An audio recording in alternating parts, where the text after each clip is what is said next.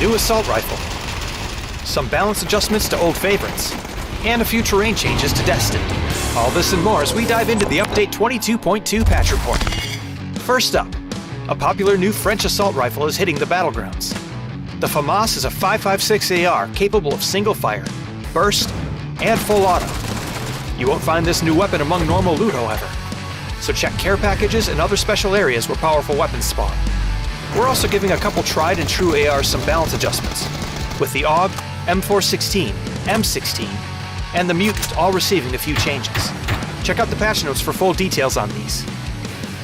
Also, with the introduction of the FAMAS, the AUG will now spawn among normal Battlegrounds loot. Destin is also getting a few changes, with the addition of several hills between Barcliff and Tarita, to aid players making the long and perilous trek. There's also a new dirt track south of San Carlo, to break up sightlines a bit and add some more interesting flavor to that area.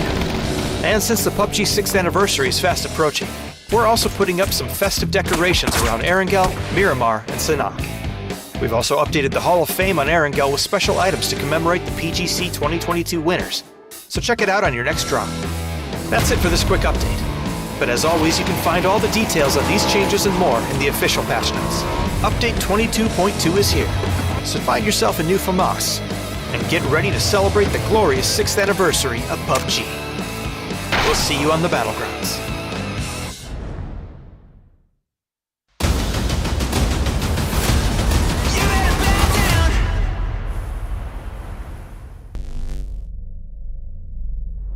If you ain't seen me win, well I got some news for you. You'll have to get used to it, cause I do not lose, this what I do, and I ain't not new to it.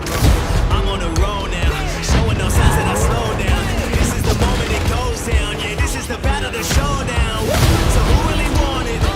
Yeah, who really wanted? I'm feeling good, you looking exhausted. I'll take your limits and I go beyond it. Yeah, there is a list of the greatest of all time, and I'm trying to be on it. I came here to conquer, I ain't gonna stop until I am iconic. Bring it on, I'm taking on all of my enemies.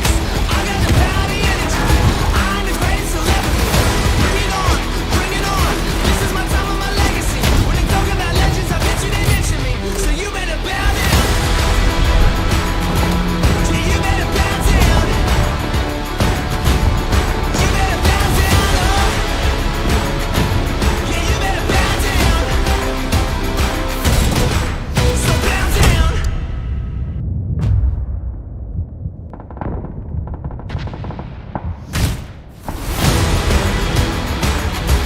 Yeah, you better bow down. So bow down.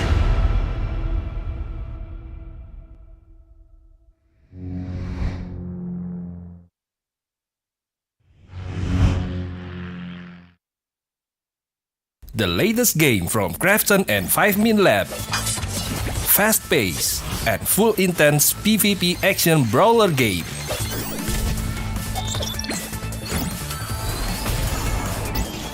Use your best combo to send your opponent to the lobby.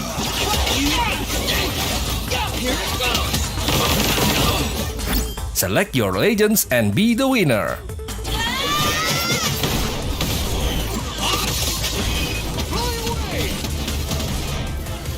Pick the mode that suits your fighting style, from 1v1, 2v2 to Battle Royale.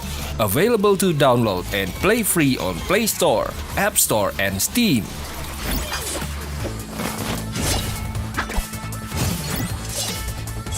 Let's be legends today!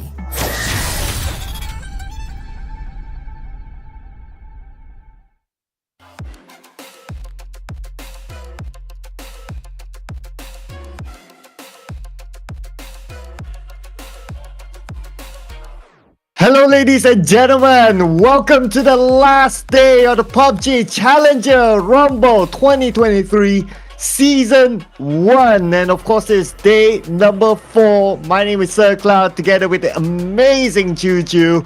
We'll be your storytellers for today. How are you doing today, Choo? Bit of a statement, but yeah, we're doing great. I'm super excited when it comes to the final day here. We're talking about the teams that's taking the reign over at the podium spot. Definitely it's going to be AAP for now, but at the same time, we're talking about also the PGS team, including, like, example here, it's going to be none other than Gascans, come up from NA, now playing in Australia and joining in with the South Asia to actually have that slot in the last minute. Can they make it? Because AAP taking reign over that podium spot, they're not giving it away freely.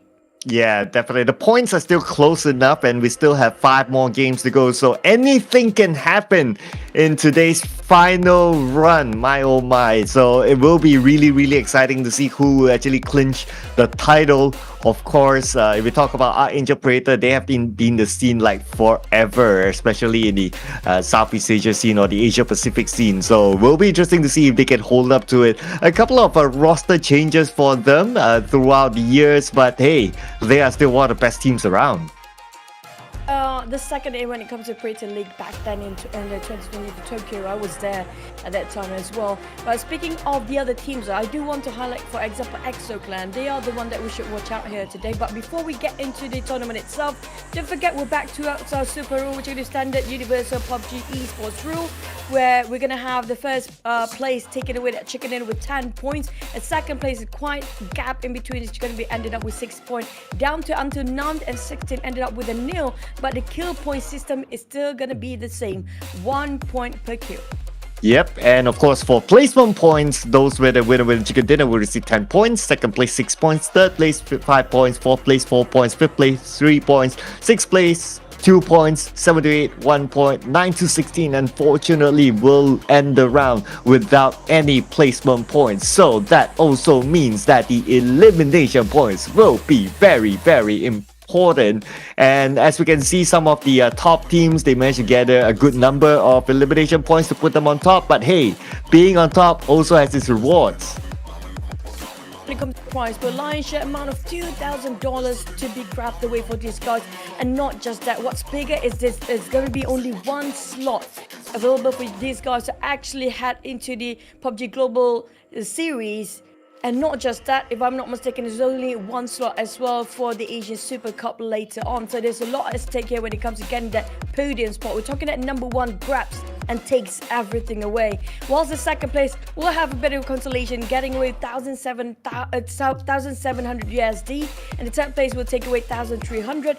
But at the same time, we're talking about the first place is either go big and take it all. Yep, whatever it is, there's still PGC points to be collected. So even though that particular team is not the champion, not in the first place, they should still aim for as high as possible. Putting aside the prize money, PGC points are important as well to qualify them into the next stage. So there's a lot on stake here.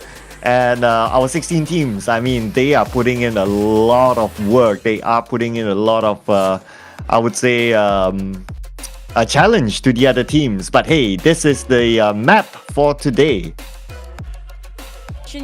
was heavily to its side of Miramar, but today we're leaning towards Erangel more, where we have triple Erangels as a start. And also when it comes to Miramar, we only have 2 more Miramar left for these guys and these boys to actually have their action on. We're talking about the teams that really love and have a bit of a comfy spot when it comes to Erangel. This is their time to shine. And we're talking about the teams. Yesterday performance, EXO Clan has been taking quite an effort for the entire day, and there's only like 3 teams in total yesterday have been taking that chicken dinner away. We're talking about AAP as well as Gascans. Now these are the top 3 teams in the top 3 ranks as well, whilst the other, they are still striving to actually make their numbers up. But in the meantime, do keep an eye out for the teams on second page because they have nothing else to lose.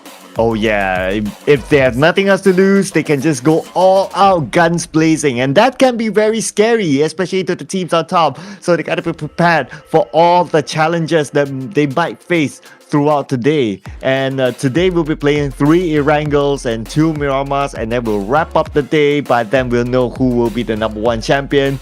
I mean, 3 Erangels, it is a staple map, so teams should be prepared for that. But speaking about teams, here are all participating teams. Piggies, and we have AAP and your Predator coming up from Philippines, as well as APH. And 4 Samurais have been a lot of action coming up from them as well. Yesterday, Aurora, I want to see more of them. We do have Chum Farmers, which sometimes popping here and there, always in the top 5 sometimes, but I just hope they can keep that consistency going. Cicak Gaming will be one of the teams that always engage in early fights. Tenax, same goes for them as well. Yep, followed by Panic Esports. At this moment, they are still in the running for the top spot as well. Number 5, despite them having like a 61 point gap, but hey, you never know if they can pop up insane today. And followed by EXO Clan and Gascan, of course, they are the closest to the number 1 spot with a 12-point difference with Arkangel Predator. So they will be one of the biggest threats to that number 1 spot. From the future, well, they have yet to hit that 100-point mark, but hey, I mean, anything can happen if they can just go insane today, especially if they can collect those elimination points, like what you mentioned earlier on about some of the teams might have nothing to lose. They'll play a little bit more aggressive. We have 1 call as well, so at this point, 1 call, number 4, 127 points, not too shabby as well. Pintadoes Esports is still in it, and we have Starlight and Trident Esports, who's currently at page number 2, but well, who knows? Don't forget as well, PGC points to be collected. That the overall rankings right now, where we're gonna have our start of a line here today at number 1 spot, none other than Arkangel Predators, with a 12-point gap between the Gascans. Now this is a very tight spot and a lot of competition in between these 2 teams only, but when it comes to 3rd and 4th place, it's not that too shabby either. We're talking about them might actually play a bit of a catch up to the 1st and 2nd place, but no room for mistakes here today.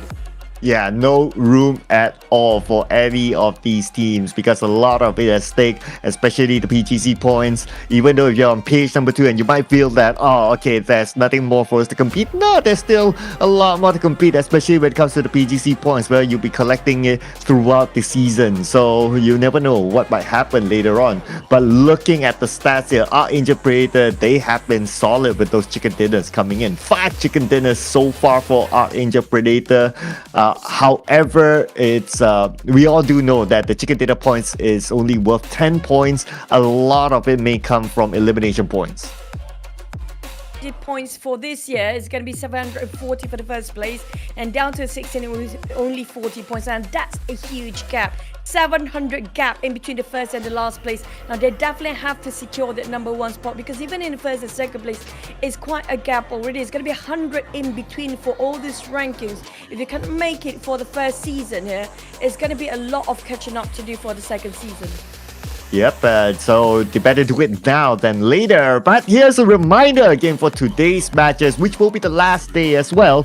So we will be playing our first 3 maps inside of Erangel. Up until the 4th match, it will switch over to Miramar, 2 Miramars back to back. We'll end the day, we'll crown our champions, we'll look at which team gets how many PGC points and so on and so forth. So the first 3 maps definitely will set the tone, because it's supposed to be the comfort map for all these teams. actually mentioned up the tone and also about dragging the momentum since yesterday. I want to see if EXO Clan still have those sort of aggressiveness on their side to actually portray it back on the last day here. We're talking about stamina for the players. It has been like, what, 2 weekends I have to play throughout 20 maps so far, and lucky enough we only have 2 maps going on right now and not more than that, because these guys have to keep on readapting based on their circle, based on the flight path, and it has not been gentle for these boys for the past day as well. And speaking of which, we're looking for today's wrangle, because yesterday a lot of it actually ended up on the northern side. We'll be in kind of a generous circle in between or in the center, or we'll be more towards the southern part. That's going to be playing a bit a factor towards these guys as well. Yeah, it'll be interesting if the circle becomes merciless today, since it's the last day, right? It's going to be the last round for these teams. Drop onto military base, why not? I mean, we always like that kind of circle, at least as a viewer or as a caster, but for the teams, it's not a fun circle because of all those choke points. There's only like technically 2 easy routes in, which is the bridge. Other than that, it's the water route, which is super challenging. So yeah, that's why teams just don't like it. But for us, of course, if that happens, action will flow like water, as they say, because it's all those choke points. Teams will fight each other to get into the circle. They will generally meet up at the bridges. You will see a lot of teams fighting out the bridge, and when the zone comes in, they'll be caught out, and that's where a lot of action will happen. But hey, I mean, it is just having our preferred circle as a viewer, as a caster. But what is yours at home? Put it in the comment section. We'd like to know as well. So let's see if any one of you get your preferred circle today.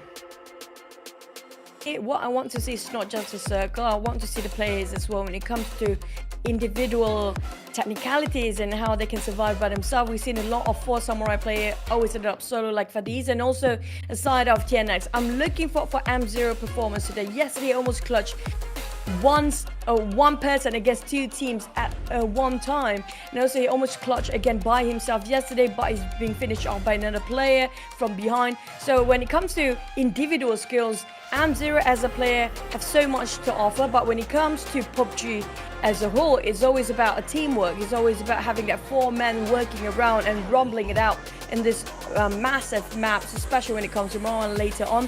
But back to it, some teams here, I do want to spot out like some example here, Trident Esports, even on side of not just Trident Esports, also the APH side, because they are the ones who love those scrappy plays when it comes to the mid game, but they are teams that love to have those skirmishes quite early on. We're talking about including here, in this case, it might be the side of Tenax, even on the side of Aurora. Now, Aurora Esports on there, and I don't see a lot of them. I do want to see them having that last push in the last day, including here, it's going to be Cicak Gaming as well. Yeah, unfortunately for those 2 teams, generally they bow out fairly early. We see a lot of 16 places from them, 15, 14 and so on. Yes, there are rounds that they do survive a little bit longer, but the downside is also from their playstyle is that they don't gather that many elimination points. So they are the 2 lowest, and the gap is fairly far from the others as well. In average per round, they might get like 1 or maybe 2, and that's about it. So with that kind of number, it just shows to us that they are not that action-oriented kind of team. So that's why I guess they don't come out on screen that much. But hopefully they'll be able to find a footing. And again, despite them ending our page 2, by the end of the day, there's still PGC points to collect. So there's still a lot of reason for them to play to the best of their abilities in order to climb up as high as possible in the overall charts. For the first season, so with the second season for them to actually have another push. But again, before we get into the first match, I know you guys are super excited like we are right now, but we're waiting for the players to get ready. We want to go everything at the back end, going everything super smooth for the final day here. So be patient for a bit, and we are waiting for the first match to start. While waiting, why not share your thoughts with us when it comes to which team you actually hope for when it comes to getting that 1 slot going towards the side of PGC, because there's only 1 slot available. If I'm not mistaken, for Asian Super Cup, we do have 4 slots available for Southeast Asia, but that's going to be straight again. The first spot the first ranking in the overall ranking, or where we're gonna get our champions here today, we actually get that the extra slot, that one slot already reserved for the Asia Super Cup. So the other 3 slots, on the other hand, we're still waiting for it to be announced. But for the others though, that didn't actually try and make it in the first place, they still have a shot. Like you mentioned about the PGC points, it's not over here. It's always going to be another step. Like you have to think about not just now, it's even something that invested in the future. Like you know, the lesson we can actually learn here by mistakes. Like if there's mistakes, there's some sort of how do I say this? It's something that not familiar with them for this season. They can always starting off with a clean slate for the next season as well. Yeah, they can definitely. So that's the beauty about collecting these points, right? So it gives you motivation to go like every season. You gotta do your best, and it doesn't matter whether you're on page 2 or not. You will still want to do your best. So it really keeps you on your toes, and even for the teams up there as well, it will be kept on their toes, because even though if they are champions of this season, but maybe the next season they don't really perform. So that could affect the overall points as well. Or maybe we just put aside the champions. Maybe like if they do really well, like they get second place in this season, so they still don't get that the slot to the next round, the PGS slot. But because of this point system, next season they still need to remain consistent. So as long as they can remain consistent, then they have an opportunity to move on to the next round. So at the end of the day, it's all about consistency, not only in this one tournament, Juju, but it's throughout the season. It's a big challenge for all these teams. The entire, yeah, just gonna be straightforward about that. But speaking of the players, they have been playing since the dawn of PUBG itself in esports. So I think they have been invested their entire life in this tournament, as well as the game itself. But speaking of the other teams that we mentioned early on, also I want to talk about a bit more into Gascans. I do know for a fact they have a humongous amount of fan base here, and also the fact they're coming up from now coming into when Oceania actually merged into the Southeast Asia.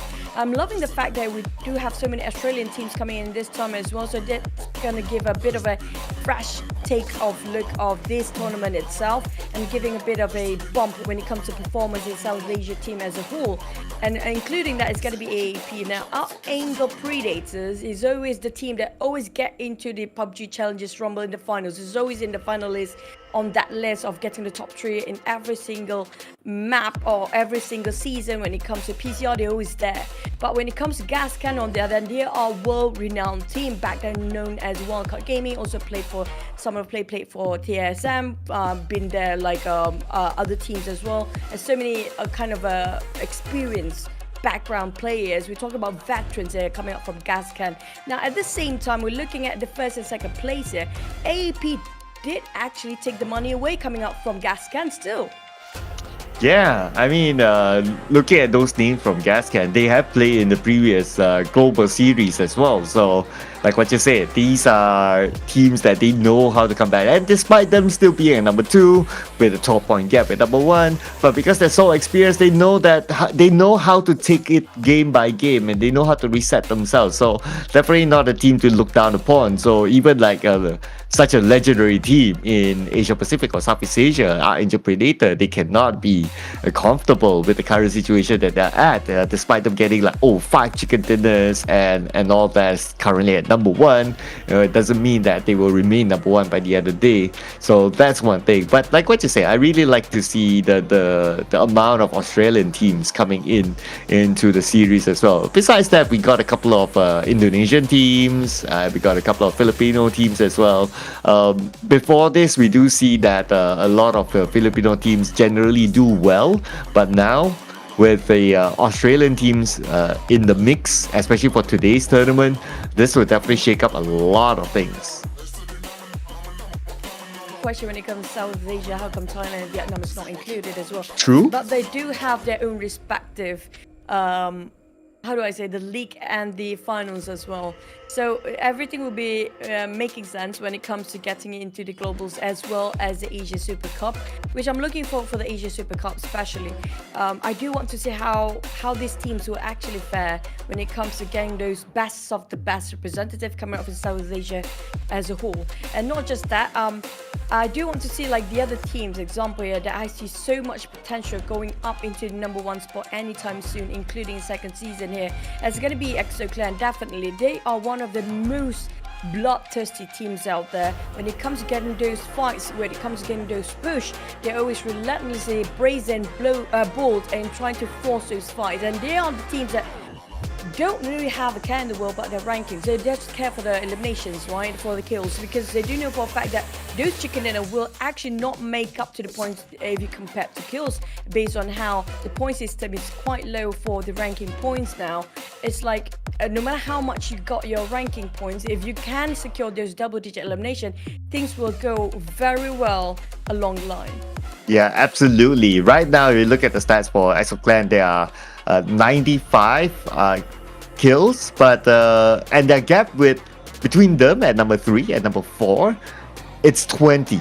But their gap between them and as in number 3 and number 2, the gap is just 7. So you read it right. They are currently going in for those kills. And if we look at the chicken dinner with the most kills, it's also by them. So the record right now is 19 together with the chicken dinner, and it's held by them. So I mean, they are still a force to reckon with, and it will be super scary. Imagine if they come crashing into your compound. There was even once that they got a 3rd place finish in one of those rounds, I believe it was yesterday, with 12 kills. So these guys, they just not stopping when it comes to fragging. It's not awkward here as we have this face cam for the longest time, but I'm glad we have the cue that the map will be starting very, very soon. We're gonna fly in very soon enough. You guys who's watching at home, don't forget to cheer for your favorite team or your favorite player in this case. But we're looking for, when it comes to the last day, is there any sort of unorthodox play will be offered by these players and teams as well? Will there some teams will be caught red-handed or off guard when it comes to those kind of push? Because right now everything have to be laying out there in the open. We're talking about the players and the teams have a lot at stake here, especially when it comes to the last day. Only 5 more maps to go and 3 Irangles, and that's it. And finish off the day with double Mirama, and it's gone. You know, the chances for them to actually get in that #1 spot down to this last window of opportunity in the last minute. Yeah, it's going to be crazy today. So can't wait to get the game started. We do expect to see like some of the PH2 teams, like what you mentioned, just going all guns blazing, because some of them might have the mentality of like, hey, we got nothing to minimal to lose, so we might as well go all out against the other team. So that could be something that the teams need to be aware of. So teams like Arkangel Predator, like Gascans, like EXO Clan, you guys got to be careful of the teams, not from the teams, not necessarily from the teams around you, but also from the teams at the bottom half. So they could really switch things up. So far, the only team at the bottom half that has got a chicken dinner is Starlight. So, but that was like in day number 2, I believe. So there's still a lot more to go. But hey, right now, we will be starting the first match really soon. I'm already seeing some graphics related to Arkangel. I can't wait to get this game started. What are your expectations in game number 1? Expectations will be let the game starting. I mean, like, this is the longest 2 minutes for my entire life right now to wait for the game to start. And finally, we're in. I cannot wait to see what these guys actually will have to offer to us. But definitely, we're still waiting for something to happen, I guess. But yeah, I mean, like, I'm hoping definitely the teams that coming out on the middle bracket, or I call the Chasers pack, where they're trying to make it harder for the teams on the top to actually secure or solidify themselves in the podium spot, just making a bit of suspense, you know, in the last minute, having this last push. And at the same time, the teams at the bottom, they have nothing else to lose. Right now, they have to prove themselves more than anything else in the world, even though they can't actually make it in the first page in the last minute. But you know what? They are still there. They're still there to win those chicken away. Yep. I mean, at the end of the day, if you are able to get the chicken dinner, despite being at the page number 2, if you're able to get the chicken dinner, your poster comes up, you can still celebrate it. It's still a screenshotable moment, and it's still something for you to keep for a very, very long time. Or bragging right, at least. At least even though you're like, but page number 2, you're not the champion, but you can still go like, hey, you know what, I'm on the page 2 teams, we got a chicken dinner. So, something to celebrate, right? I mean, every little win means something. And we will be jumping into Arkangel, ladies and gentlemen. Here it is, a flight path. Looks like it's going to be southern centered. So expect some clashes in the middle of the map. I swear to God, that's the most relief moment. The moment I saw the game cam start to move. We finally in after the longest time of blabbering some random thoughts and just giving out opinions all the time. And finally, we still haven't seen the circle to pop just yet, but it's more to the southern side of the flight path, like you mentioned before. Our early skirmishes. Speaking of FTF and also EXO, they're having a bit of a greeting, but feels like they're not committed to it just yet. Both teams know for a fact it's a bit too early to start the fight. Just going to build up their loot, build up their gears, and just maybe have it another go after a couple of minutes of done with their gears. They're looting up. But on the side of T, they're a bit too clear to the side of Kang. I'm not sure how Amped will actually approach FTF in this distance, but KDR, they're splitting themselves too far apart, coming up from the future.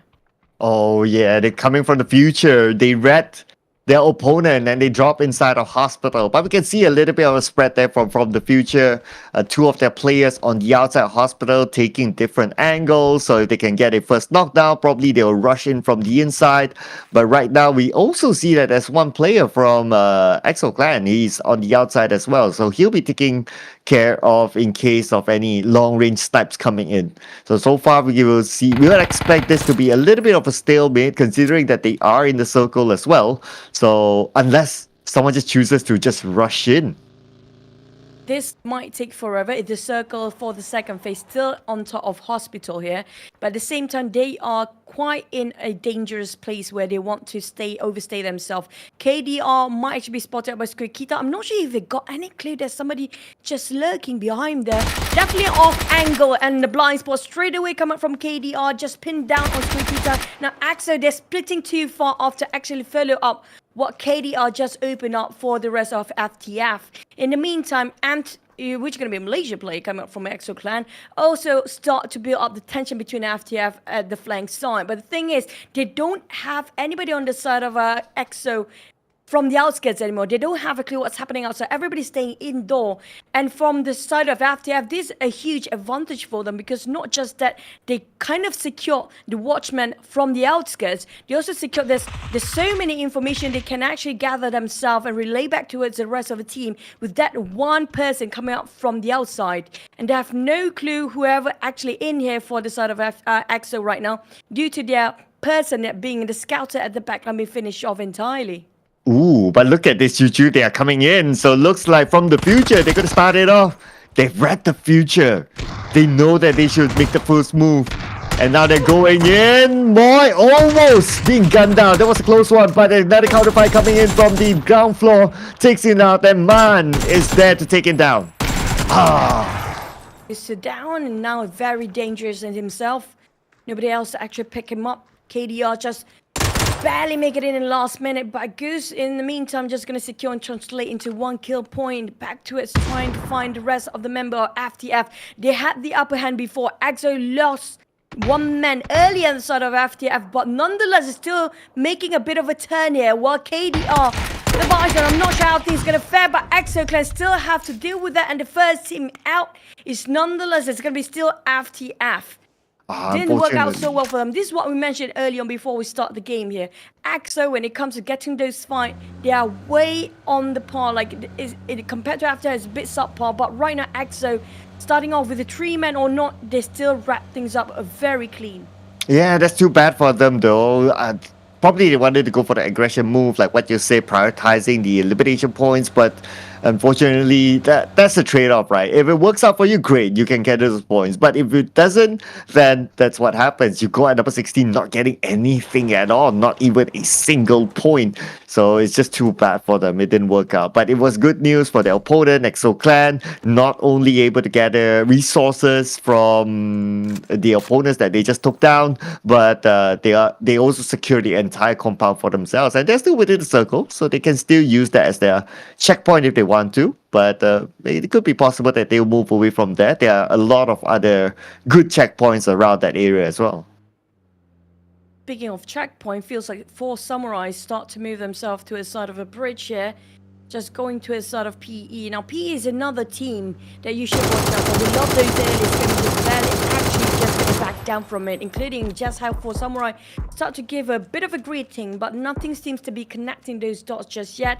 I think 4 samurai just have to, face the fact that they have to actually give it away for the side of PE, who try to actually be the bridge campers, if possible, waiting for their time to actually see if there's any other team trying to actually place themselves here. But you know what? Just some is not going to give away some, because feels like it's not going to let this one go with those taps coming from SLR, but still not connecting those dots since the spray before.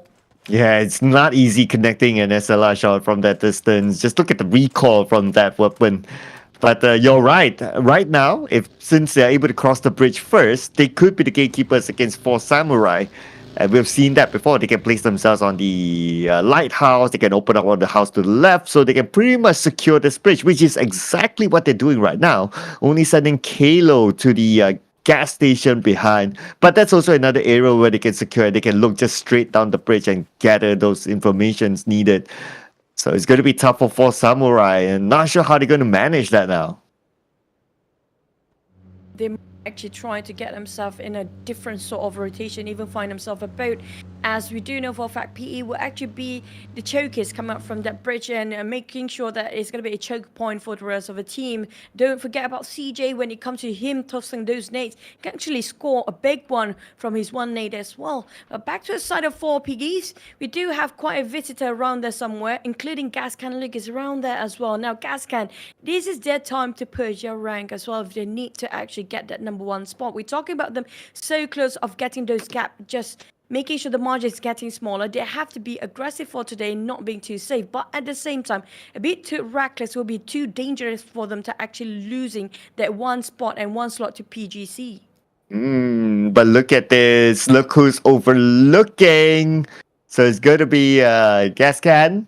Yeah, overlooking 4P. So they know exactly where their opponents are at the compound below them. But no big reason for them to really rush in and take over this compound just yet. It's not really a key position. In fact, if any key position, it will be 4P for now. So it will be Gascan for now, since they have that high ground, which is kind of nice as well. You're able to see rotations coming in from the southern side, going across a ferry pier, and that's where they can take shots. But speaking of taking shots, Starlight almost getting one. Archie swapping over his arsenal here, trying to tap down on Juice, but Aurora still managed to get away from there. But in the meantime, this is a dangerous game coming from both teams. They're way too far from the safe zone.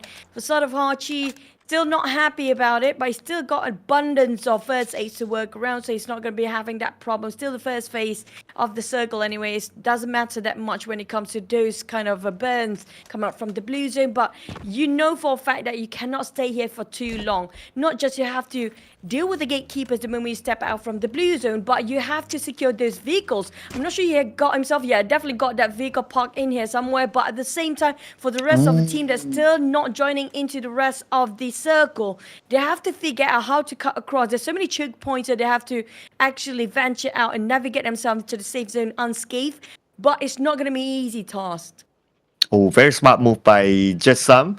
Jumping down into the water, but they know, they see him. CJ is going to take the shot together with his teammate, and looks like it's going to be Kyle taking out Just Some. At least it's only one. The rest of his teammates nowhere to be found, but that gives a signal that, hey, this bridge is... CJ, as always, I think Cloud is lost there somewhere. There's always tack issues here and there, guys. Sorry, we're trying to do our best to do whatever we have, right? But back to the side of Starlight. they are for a fact always a team that can be like zombies. They know how to pick up themselves, but in the meantime, this smoke will cover them for a bit more, buying a bit more time. But he also didn't see this coming up from Milka. He will push from the side. He's committed to it. He wants to go for this. He will turn them into a splat, but Milko dangerously just making sure he's exposed himself out in the field and making a big U-turn. I'm not sure if this U-turn will actually make it on time, but lucky enough, Milko coming up from Aurora, they can just flee and just make it back safe where they were starting at the starting point here. Aurora, they're trying to finish off those kills, but in the meantime, Starlight's not making it easy. They're split, just having a wide coverage of few, giving those support fire from the back line. As L9 trying to reach out to Ayase, but at the same time, they have to make sure things are clear before they actually try to revive their teammate. But the circle have to be shifting towards the southern side for a bit. We might end up right on top of Corey now. That's going to be a tricky terrain to play with. But back to the side of Panic Esports, Heavy and Cherry working as a duo. And we do have PE rotating. On the side of one core, they're having to fight head onto the side of Nandu. Ramps being finished off. But APH, this might be a problem they didn't put in account. They're leaving only one player left. But how do Rudvin trying to actually revive the rest of a teammate? Never mind. One call, make sure they blow themselves to smithereens as they will survive and try for this minor battle for now. With the elimination of Action PH, there's opportunity for Aurora and Cicak to actually climb up on top of them. But we'll need to wait and see how will they perform this round. ONC, one call, still surviving, but Arkangel Predator. They know what's happening on the other side. They'll be keeping eyes on them. Suspect trying to get into the circle safely, but looks like he's going for the chase. Super Look gets away. Go and part ways from the rest of the team and making sure they can get into the circle. Slickly enough, they're actually not clashing with any of the team, but CG is waiting on the other end for Panic. I mean, like, they should be panicking about which one they want to pick a fight from, because there's another team everywhere coming out from the southern part of the circle. It's so crowded as we speak. It's so many teams coming out from the south and maybe on the eastern side. But Panic sucks back, taking on Sav and Says. Cherry and the rest of them quite split it right now and going straight into the forest. But CG were greeted on the side of APH. APH will not actually give away the compound easily. Now this making sure that Panic will actually have to make a bit of a U-turn, pull back and reassess the situation, regroup somewhere else, place that entirely safe for them. Yeah, they gotta make it quick. They can't stay in an open area. We can see on the minimap shots fired onto them. So it's not a comfortable area for them to be at this point. Speaking about comfortable areas, so Tenax looks like they have a good spot here with this compound at Ferry Pier. So they're gonna be A-OK for now. But for 4S, decided to use the water route, which is a smart move in case they got caught up by other teams at this point. Because a lot of teams would have taken that checkpoint, so they'll be stopping teams from making those rotations. Taking a little bit of a blue zone damage, but that's going to be okay. We are still fairly early. Phase number 2. Phase 3 shouldn't be too far, hopefully. Fingers crossed, but they shift away. It's okay.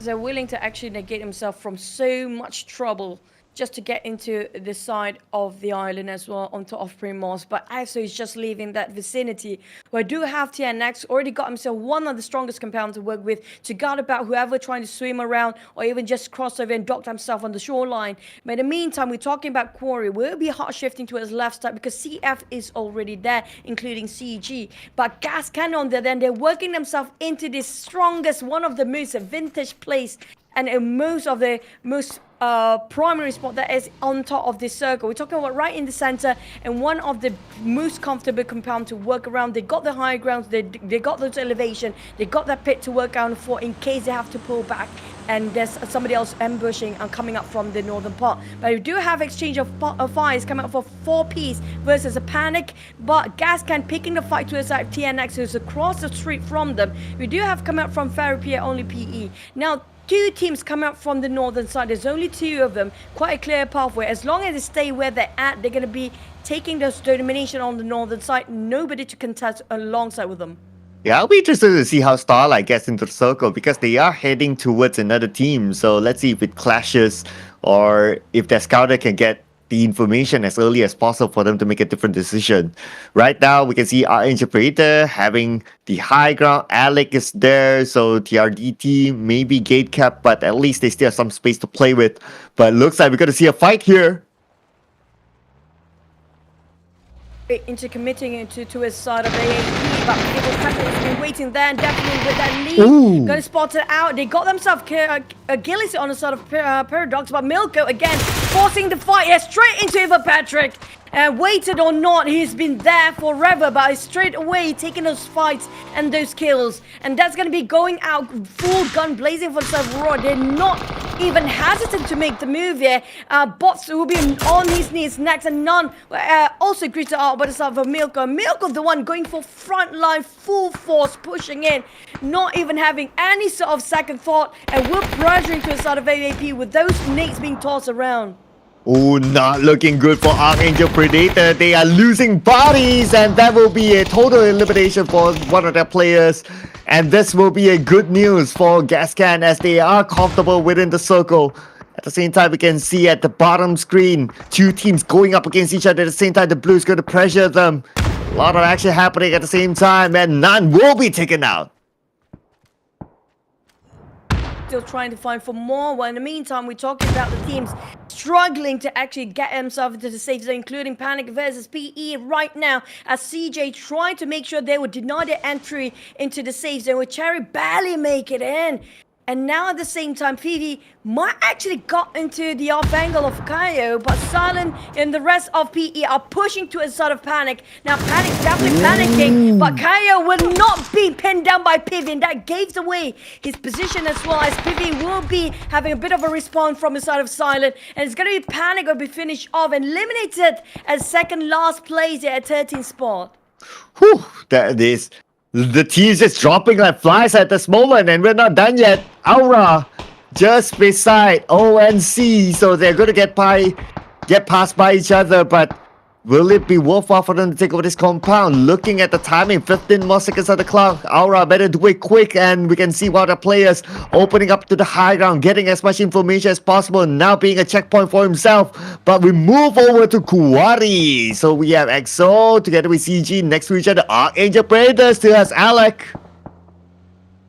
Up the nade, they're waiting for them to actually show up with their faces, face checking to a sort of AAP. EXO on the other hand popped himself and pulled over in between CG and AAP. In the meantime, Gascan is slowly coming in from the hills as well. Tragic just got himself in the smoke just to take himself a bit of a cover, but Jackson will cook up the snake. Feels like the perfect angle for it. It might actually not really clip it just yet. Didn't chuck down any of his HP from that explosion, but Tragic will stand up and go in and trying to find a cross fan as next contender. But Eon's coming up from CG. Oh, Super Luke have been waiting on the second story for the longest time.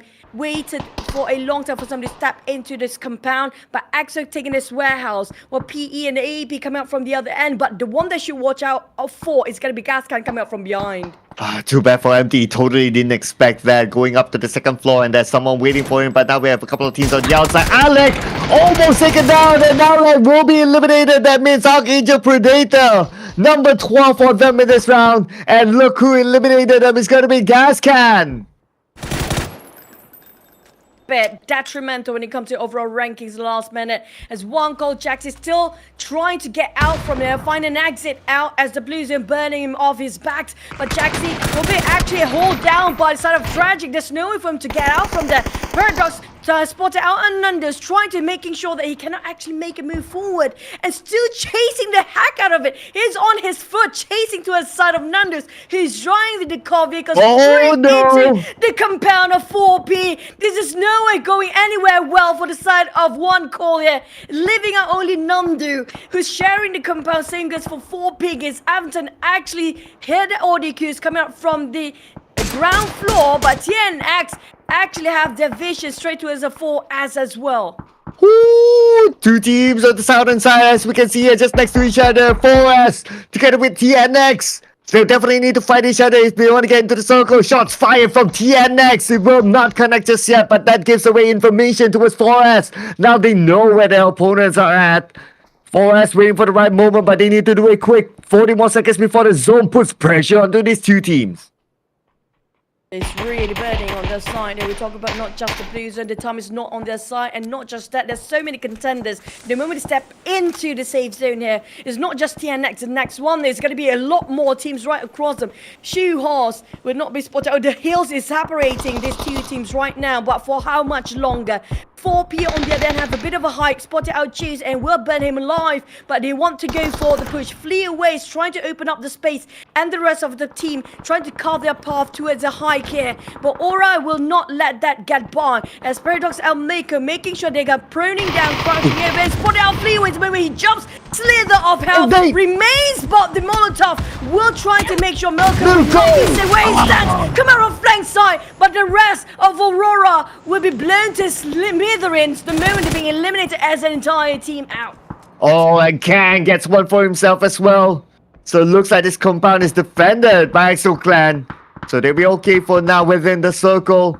But speaking about the circle, look at this Gascan right smack in the middle of it with the compound still with a full squad. So they have a good opportunity to secure the chicken dinner. And plus, they can stop TNX from coming across to the other side.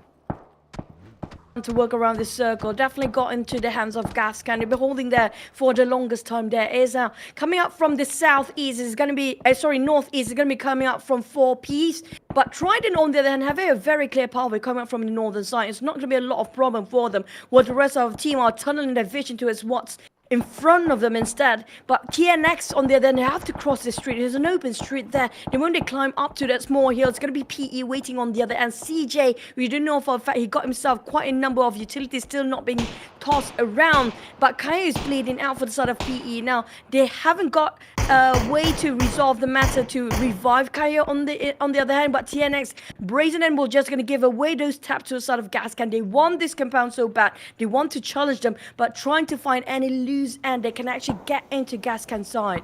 Oh, at the same time, Snow was knocked down, so he needs to be picked up quickly. Well, they still have a vehicle, so they still have some room to play with to enter the circle. So it should be okay for them. They just need to be careful of Boy Maka on the right side of them.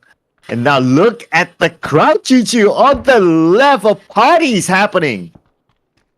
About 3, we will make it 4-5 even. 4 Samurais got those elevations, but in the meantime, the pits right on the outskirts of Quarry. The terrain is just multi-level, so hot for them to actually see through.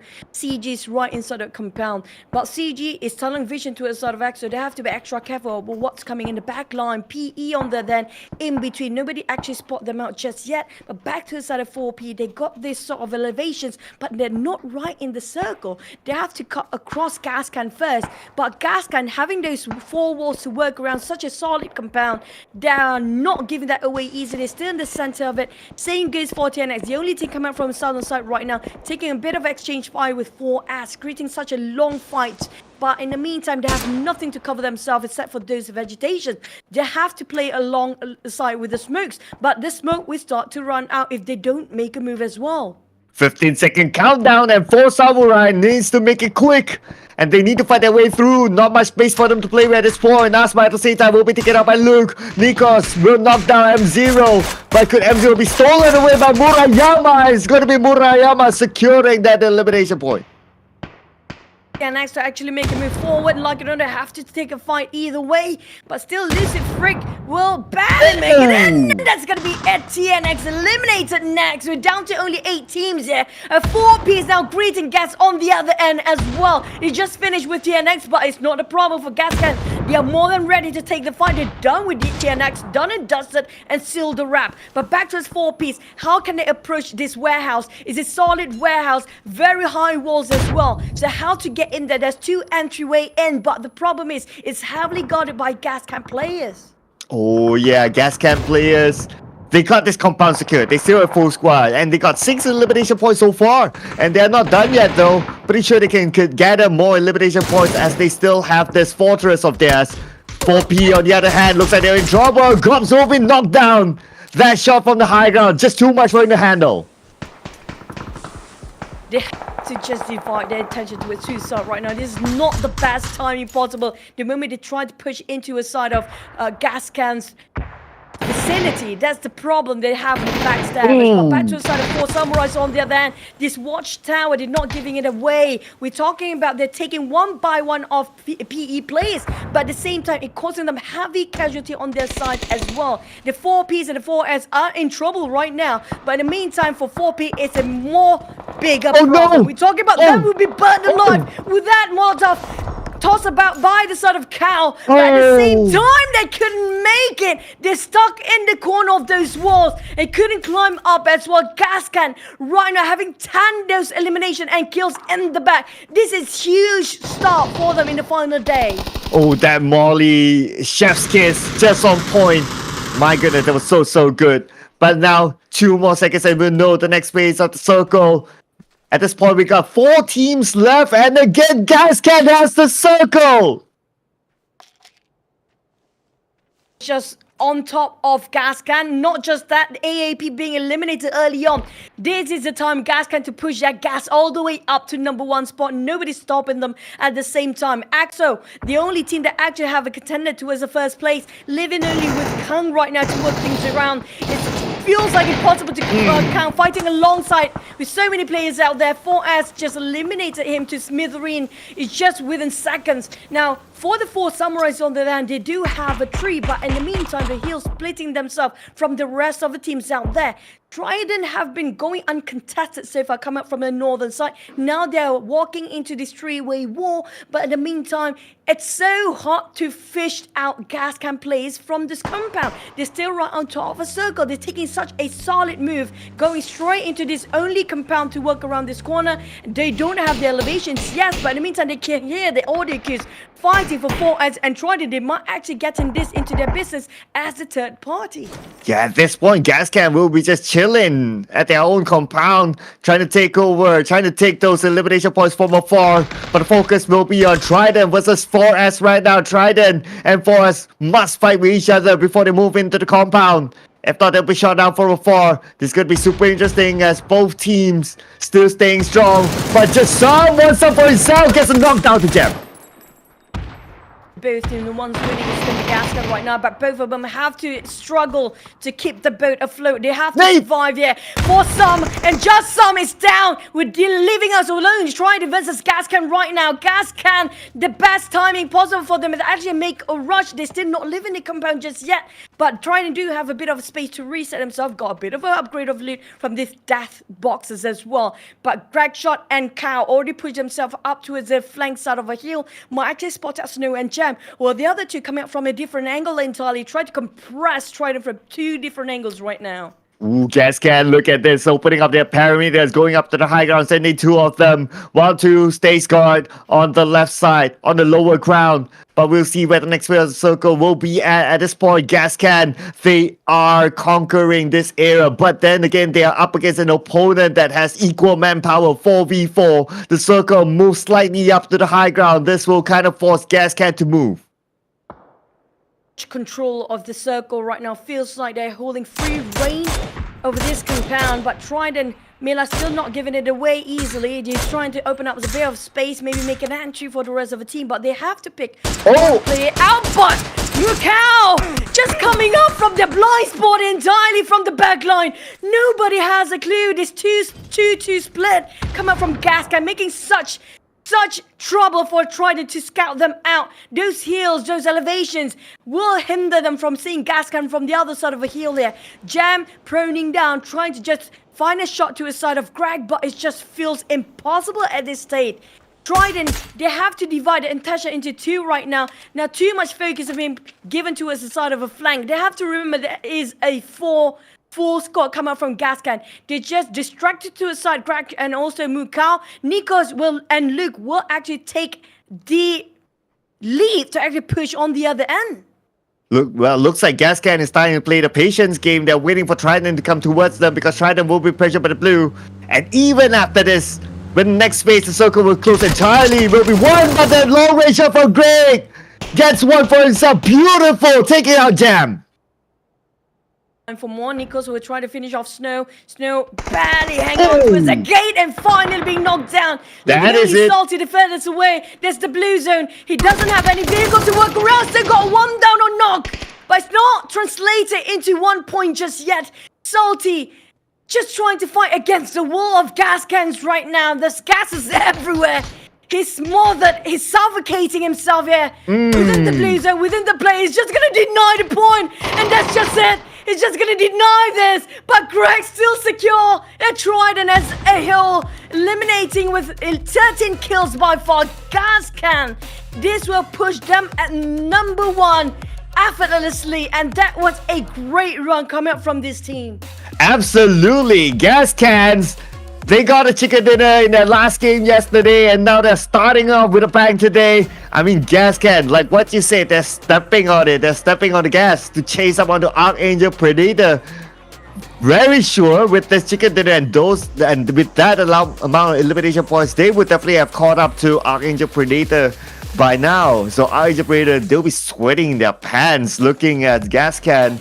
Man, starting off strong today. Good job, Gascan. And primary objective for today, you know what, we get the strongest compound.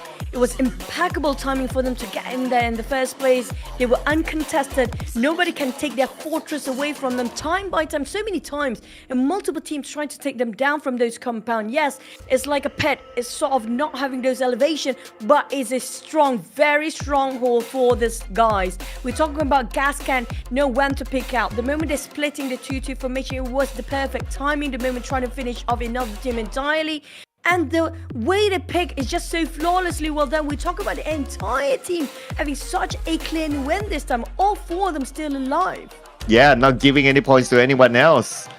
Even Trident couldn't get anything out of them. So, yeah, but the good news, at least that slight bit of good news for Trident is that they managed to get a second place, which is an improvement for them as compared to yesterday.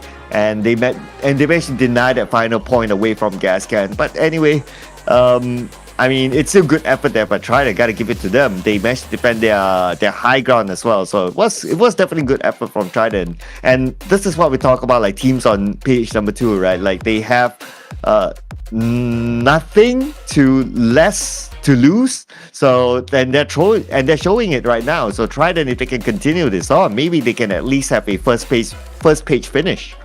I'm loving for the fact that Trident is stepping up the game here. We talk about them losing a lot of momentum yesterday. We haven't seen a lot of them showing up when it comes to the last few minutes or in the top 5 or having that consistency going on. But today, Trident showing us a different side of them. They had it going.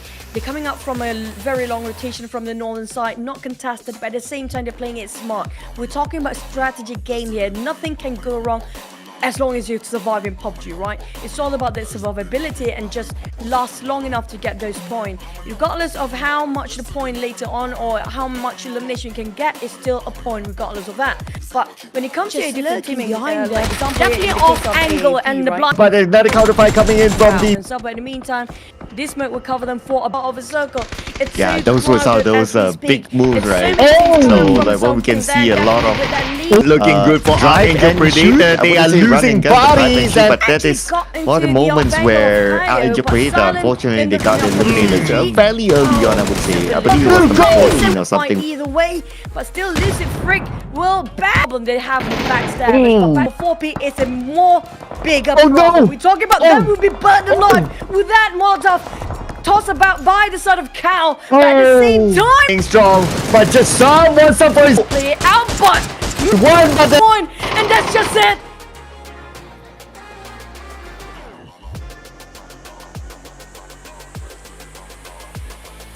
Audio was actually in there, but it was some jiffy times, as always, a bit of a hiccup here and there, but that's the fun part of some tournaments sometimes.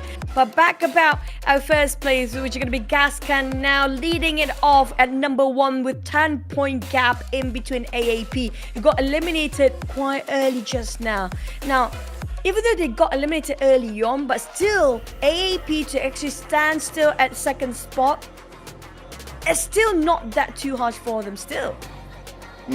Yeah, it's still close enough, I would say. I mean, the point gap between some of the top few teams are close enough. So with 4 more games to go, anything can happen. And as we review the match ranking, Gascan did manage to get 23 points in that one round. So that's a good round there by Gascan, collecting 13 elimination points. They have not been stopping.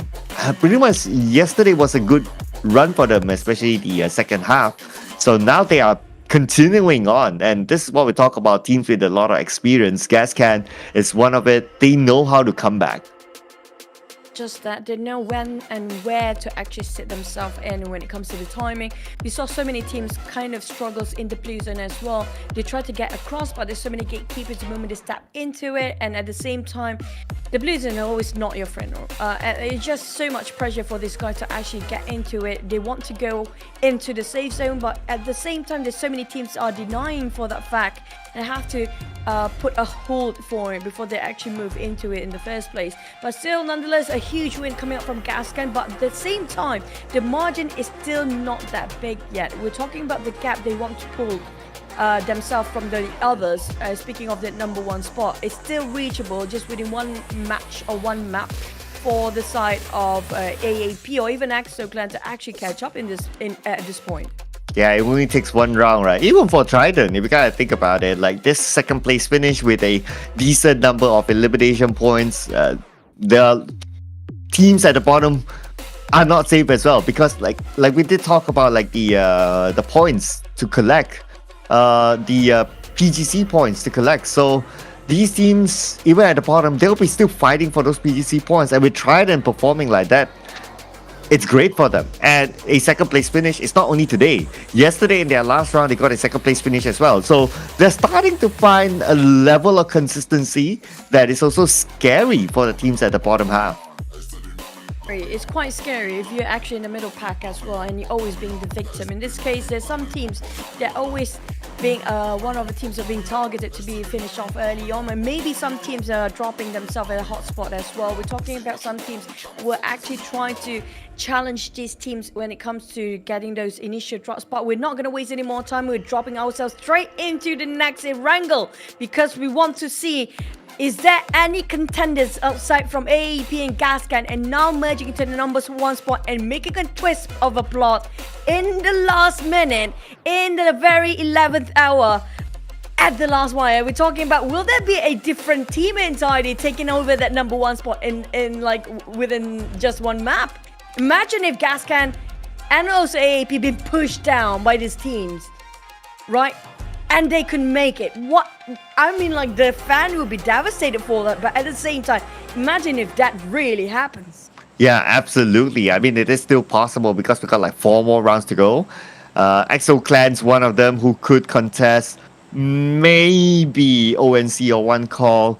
It depends on how the next 4 rounds will go. So, like what we always say, even if you're number 1 at this point, and even though if you're like a lot of experience and you have a big name and so on and so forth, but it's never comfortable being out there until all the maps are done. So right now we can see that a couple of teams actually drop onto the military base island. We can see at least 3 already in it. Might be joined by another 2 that drop into Novo. Kind of crowded down there. Due to the flight path itself favoring to the southern part, feels like a very similar flight path from the last one as well. Now that makes us asking the bigger question, and where will the circle pops? Because if it happens to be a very similar one, we might actually have a lot of teams trying to venture out on the northern side this time, because just now we only witnessed Trident coming up from the northern side. Nobody actually contesting them. It's a clear pathway to get into the safe zone in the first place. But Sonovska Island again, SMB, we're talking about 3 teams, 4, make it 4. EXO is dropping himself there as well. So if the circle comprises of SMB, it would be great for them to actually make it a choke point. But including this here, imagine, I don't know how crazy or how insane this circle might get, but it just happened to be in between those bridges. It's going to be really troublesome for the team to actually get into an SMB or even cross that bridge in the first place. You know what? It will be even crazier once the fight in Novo unfolds, because it's between EXO Clan and Arkangel Predator. This is insane. I mean, the happiest bunch of the top teams will be Gascans. They'll be like, yeah, great, you eliminate each other. We'll be smiling looking at the elimination feed, and we'll just be like, hey, thank you so much for the number 1 spot, unless it is maybe Arkangel Predator that eliminates EXO Clan. But for now, it's still a stalemate, and the circle is somewhat within Novo. So this might take a while though, but let's not take too long, if not the bridge might get crowded. I do wish both team part ways right now, go for this engagement and just gonna go themselves into different places. But they were talking about this team would love to fight so much. There's no way for them to actually back down from this fight. Evil Patrick being spotted out by side of Amt on the side flank here, just crossing over a different building entirely, but Skokita and Ken want to just secure those eliminations, want to secure those kills.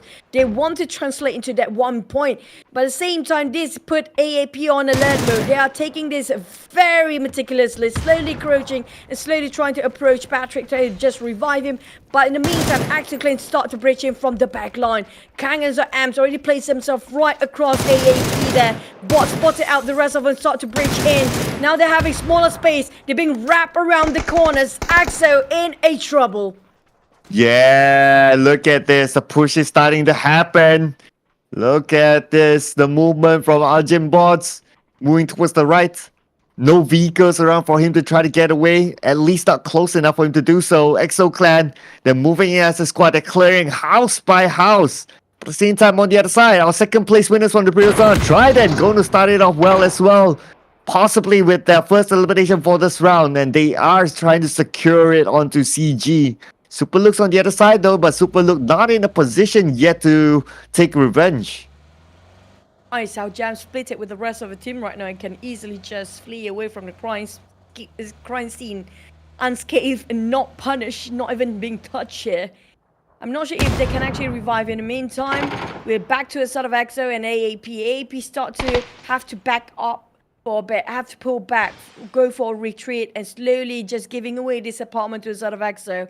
Where EXO still want to go for the push, but we want to know how much resources they have, because they barely have the time to loot up, and they just barely have enough for their magazines as well. We're talking about no grenades, no smokes, and not much of health utilities. Now, this might be punishing for them if AAP just decided to respond back with aggressiveness. But for now, Nan playing a bit more safer, going around the walls and just trying to toss over that nade across that window. Now, if this hits, it's gonna hurt on the side of EXO so hard because they barely have enough to live by. Yeah, if only Arkangel Predator has the numbers to just rush in and punish them back, but unfortunately, numbers not on their side. So that's why you can see that Arkangel Predator playing a little bit more passive as compared to their opponent. None still not spotted up by EXO Clan.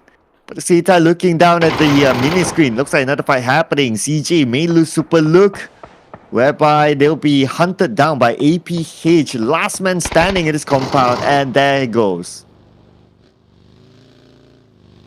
Sort of CG right now. There's only left, there's only a duo. 7-6, quite too far off to give extra hand. Just gonna part ways and just survive for the longest time he can. On the side of EXO, we didn't mention about them. This might be detrimental. They're forcing the fight too much, and AAP decides to fight back. They're just gonna keep on tossing those nades. They looted way more than EXO did, leaving only Kang and Goose to actually survive. But lucky enough, not decided to actually just finish off that one knockdown and translate into 1 point. But in the meantime, we do have CF Huge coming out from the flank. This is punishing for both teams. Wait a second. The last time we saw CF, they were on the southern side of the military base island, and now they're rotating towards Novo with the high ground just on the outside of Novo. They'll take advantage of anyone's coming up, but Arjun not getting a clear shot just yet, but he knows that someone's there. Tossing in a stun grenade, and now he's going in for the rush. Oh, but he's punished, and Arkangel Predator number 16. Oh no! Got himself that pre-fire angle, but I just couldn't make it in time. One team being eliminated within such short amount of time, but we're not done with CG versus APH just yet, as CG will want to survive. They're fighting the compound so hard, defending to the right. as long as they can with an only red dot scope. Now Cicak Gaming still gonna survive this. This is taking a bit of a toll on some APH. Even though they're having only 2 men, but CJ finally being eliminated at the hands of APH. A bit of casualty, but it's not a bit of a problem for them as they can easily revive Rudovin, provided there's no more team coming over to this compound. Yeah, they're praying right now, then no other teams crash into them. So far, so good. But on the other hand, looking at 4S, they're being overlooked at by Tenax from the high ground. So it's going to be a little bit tough for them. For Samurai, they do have a compound in the circle, so they're kind of okay for now. Trying to spot out where their opponents are. But look at the spread there by TNX. I mean, they got multiple angles covered, so it's going to be tough for them to come out of the compound if they need to. Agree. But feels like these guys are more than ready to adapt whatever the situation is. It's the reason why they're here in this tournament in the first place. But on the side of Snow, just getting the into a side of APH who just finished and wrapped things up against CG just now. I'm being charged by another team from behind, playing around the crates and pits on the side of the other team. Trident, they merge up on the top 2 just now, giving them so much of a boost and still on the rush of adrenaline to try and find the victims being the prey. On the side of SL, Solution is trying to find himself a bit of a solution to cut across the side of CF, who's actually guarding towards that side and might be a bit of a choking point for those who want to cross that bridge. Look at how they're spreading themselves into quite far from each other, but they're more than confident to take the fight in case they needed to. Huge and Rue feels like they will reunite with the rest of Invis and try to reassess exact those taps coming up from and might just try to rush in. But we do have another visitor at the back line as well. SL might actually get caught up in a death trap if they don't try to move themselves for Hachi's Solution. Oh, but at least they're all in the circle, so that's kind of okay. I was kind of expecting the CF to follow that left route just by the beach into Milta, but looks like they didn't do that, but that's okay. I mean, to everyone's comfort, for them to take out the compound that they just did, that's okay as well. At least that gives them a kind of like a fortress for teams who want to come on the Novo Bridge onto the main peninsula so that they can try to shoot them down so they can collect points from there. Either way is kind of fine as well. But looking at the current circle, the last we saw it is still in comprises like the bridge area. So Novo teams might not want to move that fast. They might want to take a chill pill to see how the circle may shift. And speaking about the circle shifts, 20 seconds and we'll find out. My prediction is that the circle might end up in the main peninsula. True. It depends on the hot shift, really. If it ended up right in between for the bridges, it's going to be really tormenting the players when it comes to the last and final day here. For as the Samurai is taking a compound and within this vicinity, it's not just done. We talk about TNX. Two horse.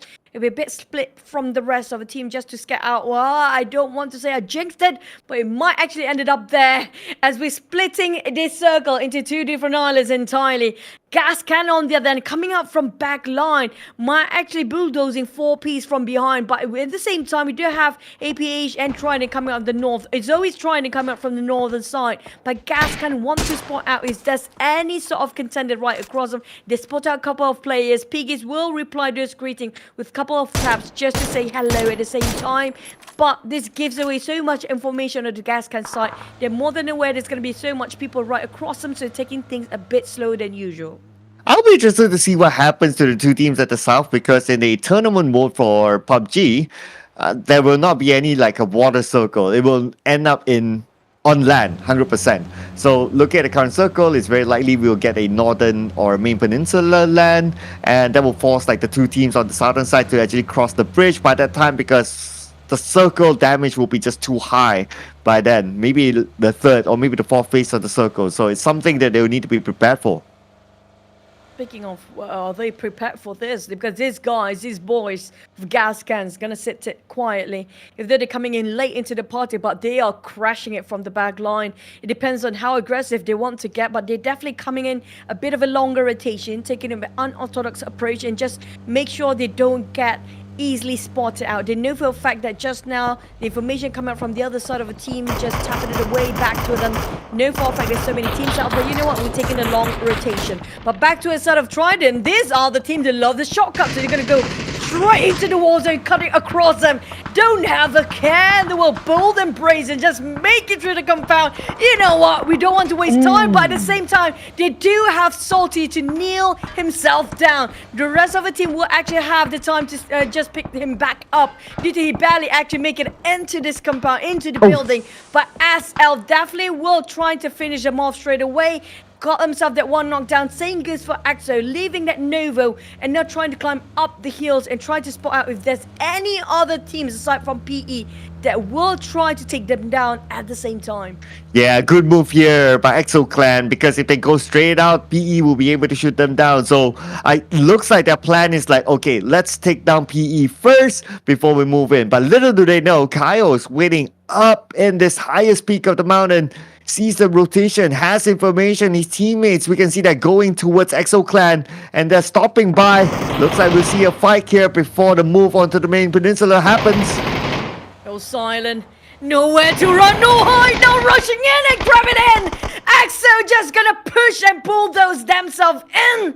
And that's just within 5 seconds lost, gone, and sitting ducks for the side of one PE player. But PE Namsa want to have a bit of redemption, wants a bit of a damage control out of that, but Magic caught himself in hot spot there, leaving CJ and Kaio left, and Kaio not gonna just leave this high ground just yet, but to climb down from there is gonna be a bit of a task for him. CJ tapping out to his side of EXO, not happy his mate being knocked down and finished off just now. Next one gonna be a bit of a try between these two guys. Oh man, and both teams are quite far off from the circle still. The Blues will close in less than a minute. They have to wrap things up and not extend the fight. Nice tap there with an MK12 from afar. Beautifully landed and managed to get one. But these two teams, they're not done yet though. But at least the good news is that their sniper from PE has to move. So EXO Clan doesn't need to be worried too much about the high ground. Namsel's coming in from the other side, spots out Goose. And looks like it's not going to take the shot just yet. No clear shot thanks to the smokes.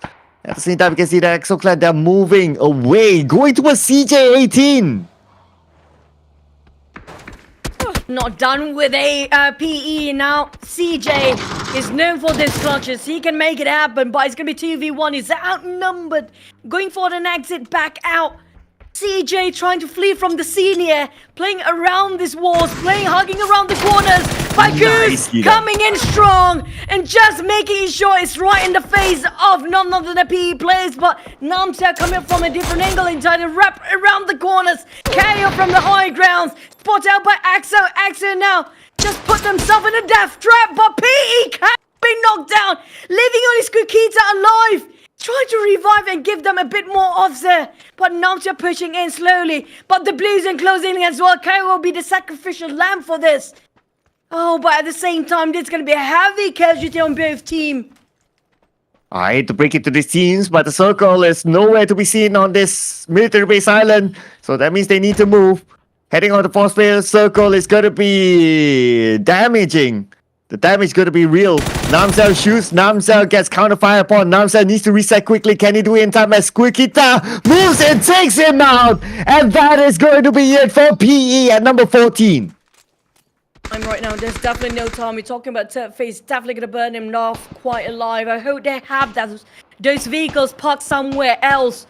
Right now, they really need a car. They really need those vehicles to keep it going because it's going to be the next island they have to hop themselves onto. Not just that, we have Bridge Camper, CF waiting on the other end of the bridge. Well, we have also Panic coming up to a sort of APH, and one call is splitting in 2-2 formation to fight against Gascan.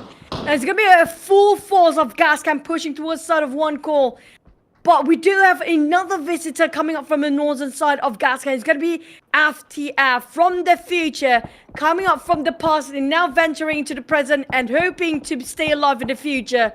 We'll try to force this fight, splitting, then divided the attention into two parts. And Gascan, how will they pick this fight going on? How do they approach? How will they respond to one call and FTF at the same time? Oh, look at the current situation. Looks like they need to take that fight. That fight's going to be necessary. EXO Clan, on the other hand, they're just going to drive past by. Hugh has seized, waiting for the right moment as Skukita had to stop.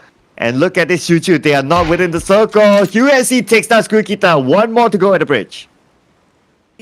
weapon sniper rifle, that Car 98, making so much work done to open up CF to cut across. EXO have to give it away. They couldn't actually make it in. Down to only Goose to swing over. There's nowhere else to get into this island anymore. Goose have to figure out, with the blues and closing in, it burning him very much. Gascan, on the other hand, picking their poison here. It's gonna be one call, not fighting FTF. It's kind of pushing forward to the side of Mukau. Got knocked down instead with a nade toss over the side of one call. Nice. Jackson Nanda, do you want to push and finish off? A double down. Luke have to flee. He has to back and retreat. But Luke burned off by the gas and the cans is down. The Molly will burn him quite alive, leaving only one player of gas can. At the back line, Nico spots out those windows, but he couldn't do too much of a damage there. Have to flee, have to take the vehicle and just get out from here. That's the only way for him to actually stay alive for now. And Gascan is still without a single elimination point, so he has to get away. But no, one call will make the call for them. They will be taken out at number 12. Now we move over to BNC versus APH, just next to each other without the circle, and now they need to find their way through as PV goes down. Having any time to reset themselves, leaving Cherry to do all the work here. Sant just making sure he keep the pressure on the side of Cherry and finish off the rest of the members. But one call taking the fight next to the side of FTF. Nandu now smoothing him out. Oh, they're trying to fish them out and flush down this compound right now. A fail flush for now for the FTF team, still holding their fortress. The small fortress they have, the walls are working around the corners. And Jaxie trying to just playing ring around the rosy. Wrap things around their different corner entirely, but man, might want to spawn out. There's gonna be one more nade. Moy just biding his own time here. Last member alive for the side of FTO. Never mind, it's gonna be two of them working as a duo. Jaxie spot one number out. Oh, to the left. He's gonna burn it down and back up. Oh, the timing was just impeccable for FTF. There's nothing much that Pusherik can do at that moment unless he clutch it out 1v2. At the same time, he's looking at the circle, 20 more seconds on the clock. FTF resetting themselves, preparing for the next phase of the circle. Pusherit not pushing it just yet. He doesn't have the right information. He needs to get a knockdown at least. Now he knows exactly where they are at, but Pusherit will be pushed back with the nade. Pusherit, can he get one for himself? No, he almost got it, but not good enough. Retreat, but the member who wants to exit out from the bag is going to be the Blues and closing in. Now, how can Pushrit get himself into the circle safe and sound? I do hope he's just going to hop onto the vehicles, just flee here, but at the same time, the moment he starts the engine, it's going to attract the one call team to just go for the push. He has to deal with by himself for Pushrit. FTF. Not giving any sort of a loose end at all. APH coming up from the other end entirely, trying to get himself into the safe zone as well. But more being spotted out by Pushrit. The moment he got himself one knockdown, this is for Pushrit is close enough. Slither of health remains, but Pushrit still struggling for his survival here. Playing around the walls. Two more mat kits. Oh, can you do it quick? Oh no, he wasn't particularly prepared for that, but there wasn't much options for him anyway. But now we move over to the other side of the map. Three teams next to each other. Mira still holding on for his team Trident at this point, but Trident's been shot at from multiple angles. Starlight, Hayase pick up his teammate. Hayase managed to get an elimination onto Jam from Trident, but at the same time the zone is closing. Hayase has to bail his teammates, unfortunately, and move in alone. Because right now they are the one kind of ham in between. They have this sort of slope over hill, just very small ones to actually play alongside with it. They are in the open road right now. They have their backs bare, handed to the side of the other team, but Trident Miller on the ground being knocked down by XL. They have to worry about 4 Samurais at the back line, splitting into 2-2 formation on the side of 4 Samurais. 4P is there as well. But in the meantime, Trident have to fight against XL. They're not making it easy for them to cross over that road. But they're running his back in the blue. will be knocked down, finished off by Trident. And Trident in the same boat, in the same spot. And 4 Samurais taking the advantage of what's happening instead of Trident, not even giving them any time to reset or recuperate. But 4 Samurais joining with another 4P here. The 4P's pushing to a side of CF on the shoreline. Huge have this much to cover himself and buy a bit more time. But he's been surrounded left, right, and center. Nowhere to run. Oh, you can see all alone and Fleaways. Should have seen him though. Okay, I guess he knows. Yes, there goes the spray, and USC will be taking out Charm Farmers number 7. Trying to just get themselves a bit of an upgrade from the death boxes around them. And 4S versus 4P next. So Fleo is splitting a bit too far off from the rest of the team just to scap their perimeters. But Snow coming up from Trident. Now that's going to be a really tough spot for him to stay alive. The moment he hops out, and it's going to be an open field. Only haystacks in between. Nothing to cover himself. Murayama being knocked down from afar. TNX struggling to run from the blue zone. They got that buggy, but they don't have enough to hop it in. They need to make a big U-turn. Shoehorse barely make it in with slither of health remains. They do have smokes to just deploy it over and just cut across those smokes. But will it be enough? We talk about an open field, very flat plain, and only vegetations in between to make themselves into the safe zone, into the circle.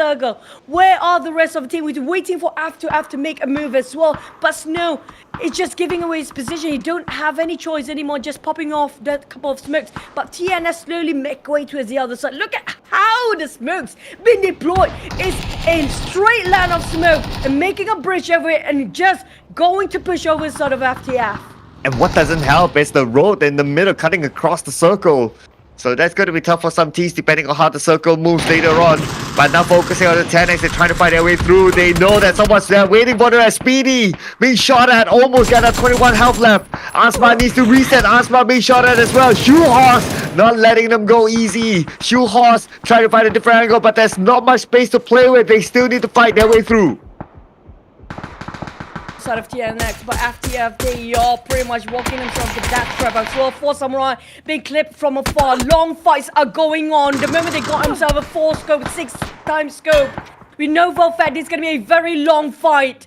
TNX spotted out man, the last remaining survivor coming from FTF, but in the meantime, not much space for him to cover himself. And JO keep pushing on the side of SLI, just going to keep it going. 4S, what is happening? They're knocked down by themselves, not the best time ever. A small shack, yes, a shack will cover them for a bit more, but it's the worst timing possible as well. Yeah, it's not the best of times considering that TNX is just behind them. Unfortunately, they had to jump out of the vehicle as well. It was smoked up, but speaking about smoke, smoke's deployed, trying to buy time for themselves. TNX trying to find it difficult. Looks like they can't just rush in. They don't have the right information at the same time. 4P stopping their tracks as Fleaway gets knocked out of jail. But you need to see how 4P is just being the housekeeping team, cleaning up the mess in the center. Rance, Fleaway spot him out. The Mini 14 just trying to find those kills. But it's just so hard to scout them out. Even though it's an open field in between, the Samurais just a venture out in an open field there with a small shack in between. TNX, Asba will revive his teammate. A Vanton coming up from the flank side, trying to go for off angles. APE should not been given enough attention right now. 4Ps on the other hand do have full squad alive, but barely having the space to push in just yet. They're waiting for the right time to go in for the rush. Yeah, that's separated in between with the street, but Vanton just keep the tags, keep the taps, and Gops finish off one more from the sidelines. Look how they spread over 4 Piggies. They definitely have more than confident enough to go for the rush. Still taking in time. Well, looks like there's not much space to play with as well. Look at the beach on the left side. There's such an open space that teams would normally not play or normally not prioritize. So that means that this area that has a little bit of elevation will be the focal point. Got 4 teams in it. Nate being tossed out onto the other side. Speedy picking up his teammates, but Gobbs on the other end. Gobbs shoots and Asma will be taken out. Looks like TNX, they are still pinned down, but Baby Zio being gunned out for the other side. just nowhere for them to run and hide at this point. Everywhere there's somebody watching them out there. Vanton on there then going punish after multiple times stabbing to the side of the Samurais. Fat is on the ground bleeding out while the rest of them try to take covers inside of that small shack. Piggies taking reign over this domination of the map control of the circle. Now they want to go for the pusher, hop onto their vehicle, slowly going towards, wrapping around the corners to the side of a Samurai, leaving only one player left. Now how will this come out from Murayama? Piggies cop slowly coming in towards the shack, coming out from the back line as well. There's no way out. This is their game for 4 Piggies. There's no way. They can lose this one out, then that's it. The chicken dinner, the 4 P's and the 4 S. Taking it away in the last minute here. A different team entirely taking this chicken dinner on the last day. Wow, in the previous round, it was Trident who was on page number 2, getting a second place finish. And now it is 4 Piggies, another team on page number 2, netting that chicken dinner. With it talk about teams on page number 2 may just go insane, may just go ballistic, and this is what's happening here. So far so good today for teams on page number 2, with 4P now securing this chicken dinner, the second chicken dinner for today. Doing well, such a good start for them. And despite them maybe a little bit far from getting the number 1 spot, but let's not forget about the PGC points still on the line. When it comes to AAP, they're being eliminated again early on. We're talking about AAP losing their top spot in the start of the day and just losing it 2 maps in a row. Now that's going to be detrimental. We're talking about them being pulled down from the chart slowly but surely. Just now it was like 10-point gap. Right now, I'm not sure how much with it, because Gascans being eliminated early on as well. It's not like too early, but at the same time they were in the middle sort of a game where they kind of got some elimination still, but we have to wait for those points to show up here to see, is it going to be enough for Gascans to solidify themselves in number 1 spot? Can the others, for example EXO Clan has been fighting early on against APH, if I'm not mistaken, was it the first few skirmishes that we witnessed early on? EXO Clan, they are striving to make it work. We're talking about them trying to force this fight just to take those number up there with those kills. Even though they, you know what, they don't care about this chicken anymore. They want to go for those kills. Yeah, looking at how their playstyle is, and plus they eliminated the number 1 team for the past couple of days. That is Arkangel Predator, so that's a statement there by EXO Clan. But would it be enough points for them to catch up to the number 1 spot? Maybe not yet, but they are making progress. So with the talk about the potential of Cinderella story teams, EXO Clan may be one of them, considering that Gascans, they didn't do that well in this round. But here are the highlights from the previous round. I mean, it's a lot of action all around, I must say. One happened inside of Novo, on the other on the main peninsula, and it just went all the way to the final circle. Really challenging for the players. We're talking about extreme circles here in between those 2 islands. Which one will you select? You pick the wrong choice, you make the wrong call from the IGL, the wrong judgment, it's gonna be punishing the entire team. We saw how many teams kind of stuck on the side of SMB, also known as coming to base area on the southern part of the island. It just decided, you know what, the circle just not gonna favor us. It's in between the bridge as well. And the moment they decided to swim, the blue zone's already in.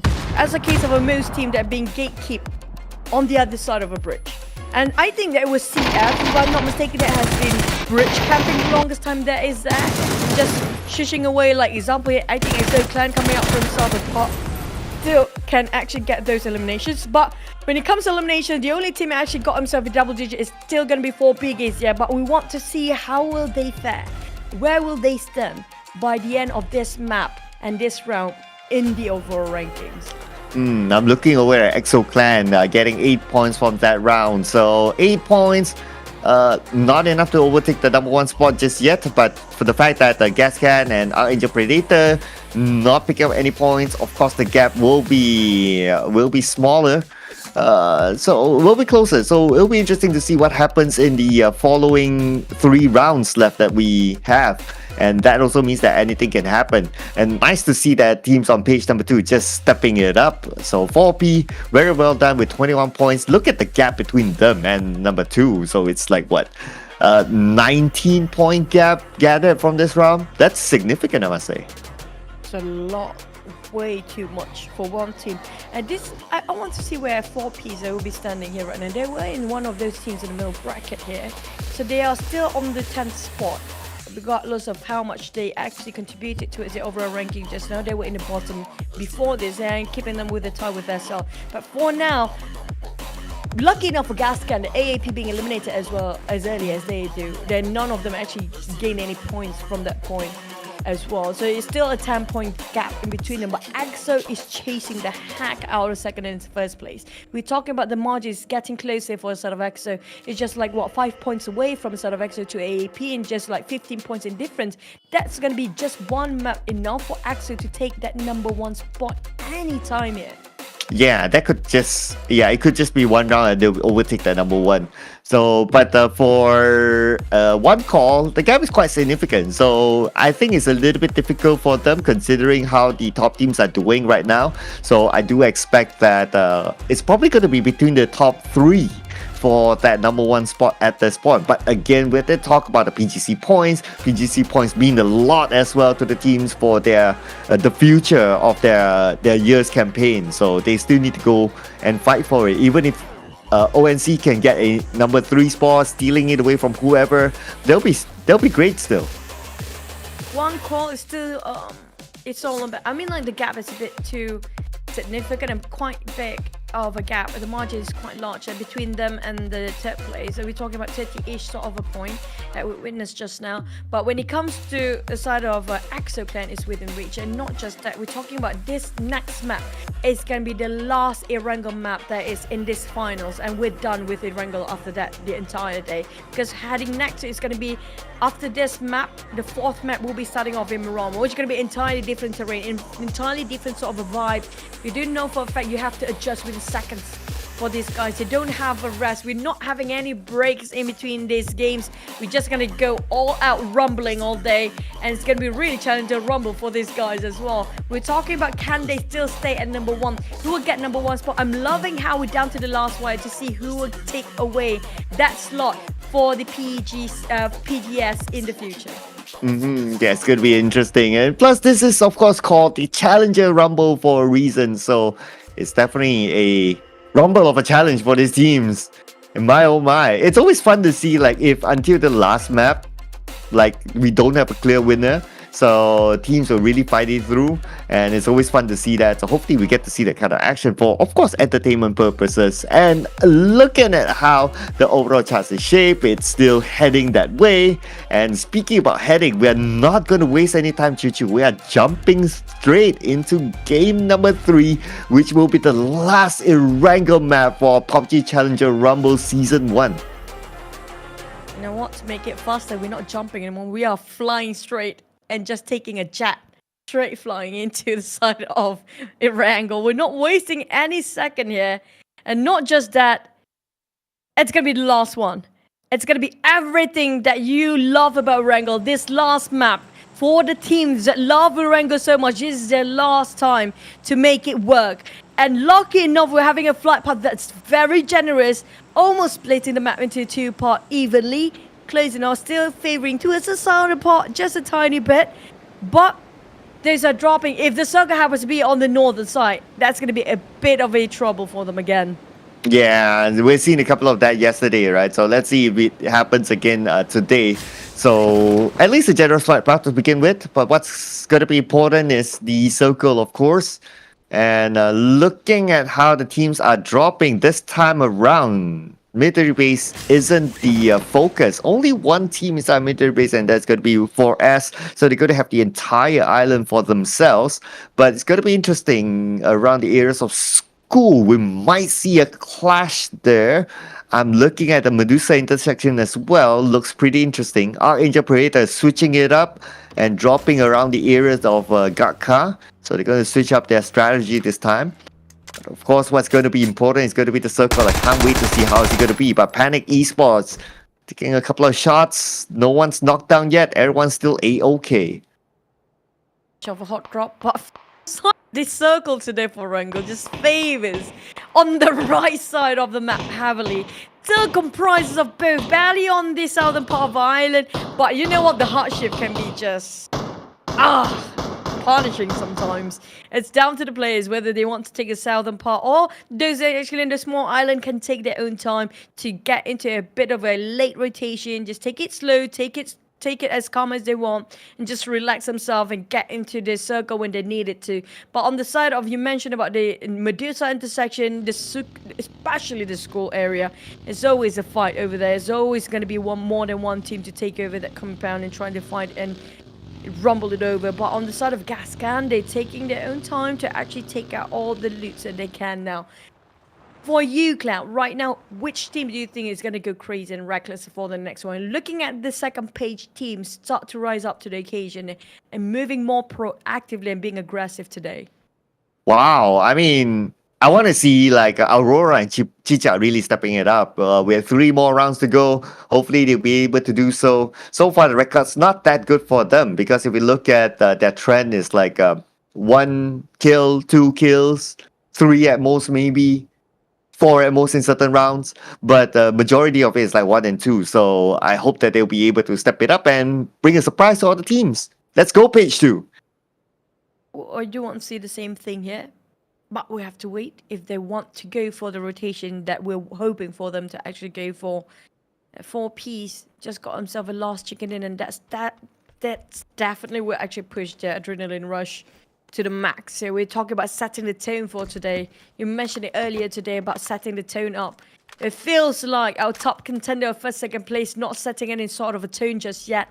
Yes, Gascan, they actually secure their chicken, but it feels like hot and cold for them today. 1 minute you're at the top and the next minute you're down there at the bottom. Just so hard for them to actually maintain that consistency with so many targets behind their back. We're talking about the teams that are trying to take them down and just proving, you know what, we're not going to make things easy for you. You might actually get yourself that number 1 spot, but the gap in between the margins will not be as large as we thought it would be. Yeah, it's not as big. Considering that Arkangel Predator, yes, they had a good run, but they're dropping a little bit today for their first 2 rounds. So that's why we can see some teams starting to catch up, especially for Gascan.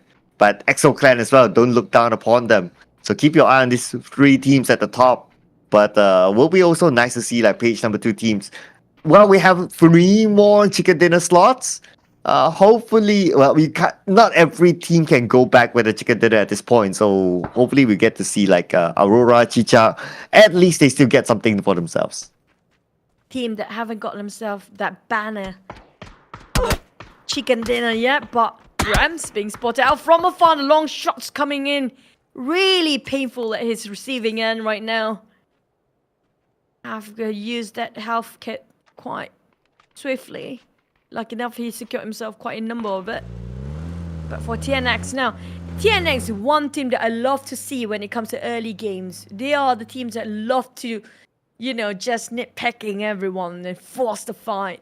But today they have been a bit quiet early on. I mean, like, they have been playing very safe, very conservative, not their usual self. Yeah, it's a little bit different for them, considering that if we talk about like page 2 teams, they are one of the top teams that managed to get a good number of kills. So it's a little bit of a change of tone for them today. Probably a different strategy. Not too sure what they're thinking of. But I guess it's also affected by the flight path. Like what you mentioned, the flight path is kind of nice for this team, so they can get into their spots nicely without clashing into other teams too early on. So that's why everyone's like, okay, we're still 64 alive, so we might as well play a little bit of a chill pill. Unless we see that the feed goes wow, then maybe they'll be like, okay, it's time to take fights, because possibility of us getting higher placement points are a little bit better from there. And so far, I guess the number 64 is just it's just making all these teams just play a little bit more passive and chill. I think due to the last Erangel, they want to make the best out of it. That's one of the reasons. And at the same time, it feels like everybody, it's within their reach for the flight path. So everybody can drop their initial drop spot they've been planning beforehand. It feels like everybody respecting those territories, not so much anymore as PE. CJ always make the opening for the team here, making us super excited about what they have to offer to us. And it's a treat to actually finally see a first block taking on the Panic Dusky down.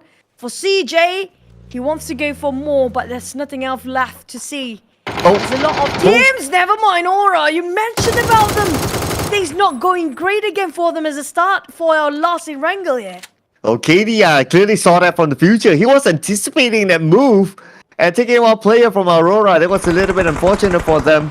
Hopefully with playing as a trio, well, we've seen it before. Playing as a trio, you still can get something out of this round. Maybe even a chicken dinner, so not the moment for them to give up just yet.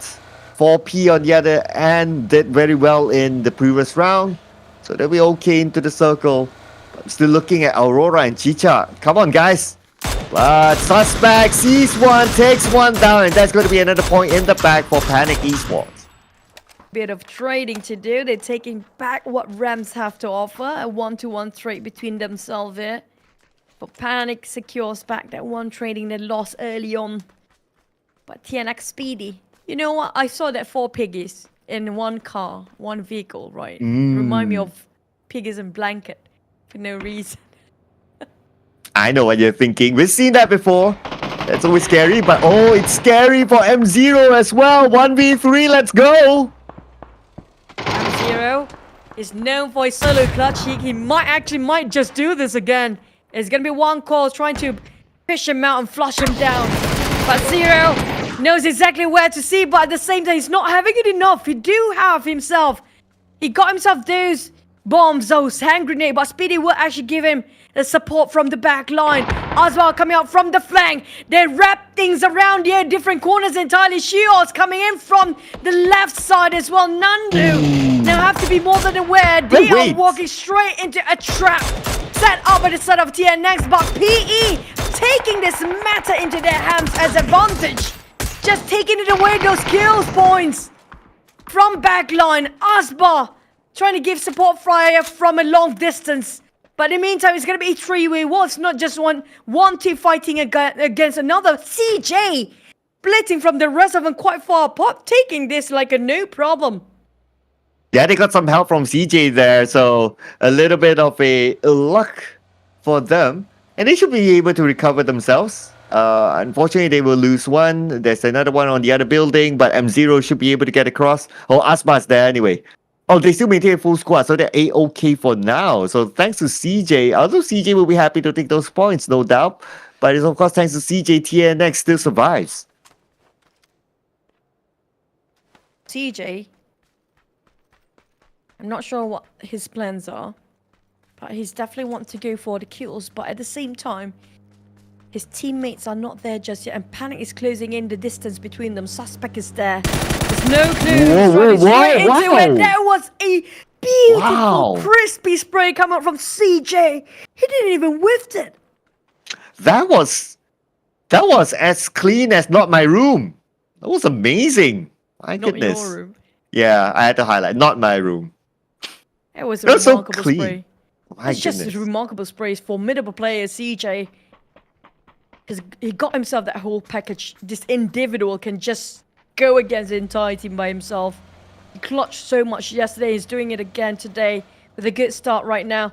But TNX just happened to be having a bit of a tap to its island. We do have 4Ps coming in very late. Like we mentioned before, they're coming out from Novo, just unfolding things as they go. But Gascan, on the other hand, they're taking a longer rotation, just crossing towards the side of school, coming up from the northern side. But AAP is having the same mindset as they do. Now, this is going to be super interesting as Axo is in between them. They might actually having a three-way war up there on the northern side. All three teams up there are the top contenders for #1 spot right now. Yeah, we can see a big rotation there by Gascan. They're trying to avoid all these early fights. Speaking of early fights, unfortunately, one will go down. Not one, but look at the elimination feed. It's going crazy. Cicak Gaming, the last team in the overall charts being eliminated. Looks like I'll be looking at Aurora then. Have so many teams around this corner. Axo will be challenged by APA. JO just crossing to the side of it. Cross out Goose. And this is Goose we're talking about. He will take whatever that moves and just try to shoot it down. He knows exactly where Jo is. Now it's Goose. He's gonna go for it. He's just gonna commit himself to it. But at the same time, he has to be more than aware for the fact that it's not gonna be just this team. He cannot tunnel his vision down to the side of just Jo, because there's so many teams around them there somewhere, including Gascan, who just arrived on top of the crosshair of EXO Clan. Now, Nikos will try to challenge out of this compound, but Nikos driving straight into the doors of EXO Clan. Have to make a bit of a U-turn. AAP on the other side as well. They had the gunfire shot just now. That's the cue for them to actually move their attention straight towards wherever those shots coming out from. Ooh, Kang, the conqueror. Not conquering on the gas clan just yet. But if they have a good amount of nades, they can toss it into the ditch. But so far, not going to make those big moves just yet. Probably not that necessary for now, considering that they are in the inner part of the circle, depending on how the next bit of circle goes. But the first nade will be tossed on, not into the ditches yet. So Gascan, they still survive, but their position has been compromised though. Nikos is leaving this ditch. His teammate has a vehicle of his own, so they'll be rendezvousing back. Where to go? It is so surrounded right now.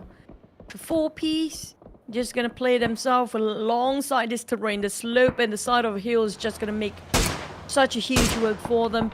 PE put out 4S, but there's 4P in between. It's gonna be PE Kao trying to go for the flank side. Man on the other hand, put out Paradox. They have no clue he's lurking around this corner somewhere. Man, hoping that it will clip. This gives away his position so much. Just gonna back away for now. He knows for a fact it will not land on anybody on that grenade.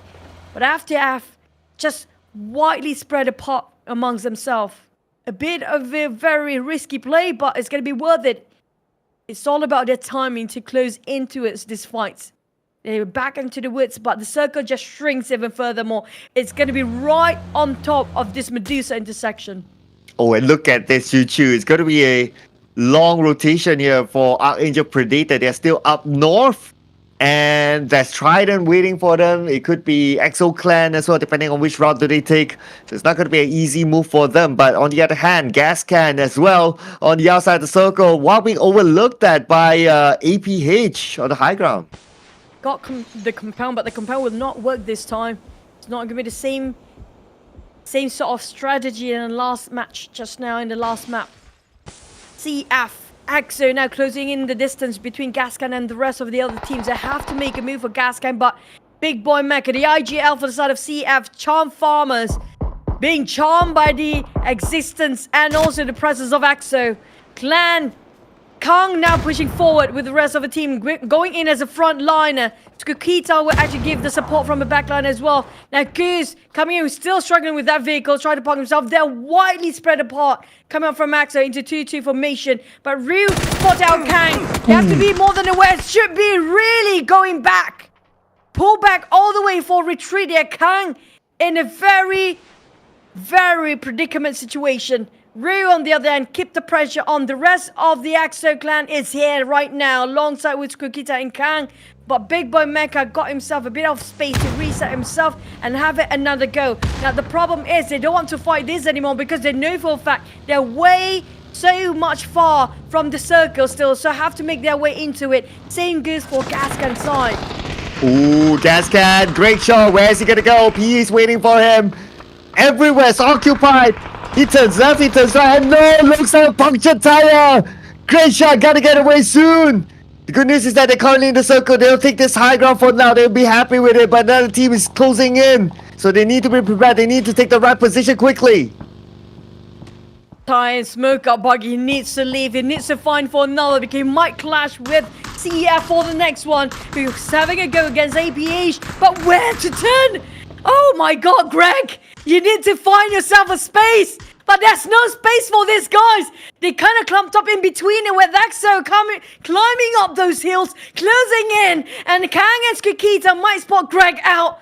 Oh, he got himself into UAZ or something in between. I'm not sure if they do have vehicle park around there somewhere, but Gascan, they're kind of stuck within all these teams out there. CF, spot out Kang again maybe. But APH just finished off. Big Boy Mucker from the back line. The Blues are closing in as well. 4P's parked himself quite safely across that road, but not safe enough for that much longer. Skukita been knocked down by the side of Gas from that distance. Kang, the last remaining survivor on the side of EXO. There's so much problem for the side of EXO as well. They're surrounded everywhere, left, right, and center. You can see bullets shooting through. Yes, just look at this. Bullets everywhere, like what you mentioned. Where are they gonna go? Okay, great shot. They're gonna take a little bit of a risk, just going in straight, passing by a couple of teams. Hopefully they'll be able to survive this. Great shot, praying that they'll be able to evade all the bullets, and finally they have arrived. And the smoke will be popped out, and that is it. That's going to be the place where they're going to reset the sun. Nico's been shot up, but it should be okay for him to be picked up by his teammates. Shaq just to recuperate himself just a tiny bit of a time with the smoke cover them. The moment the smoke dissipates, it's going to be a hell break loose for them. They have to get out here immediately before the smoke dissipates. But we do have PE waiting in around the corner.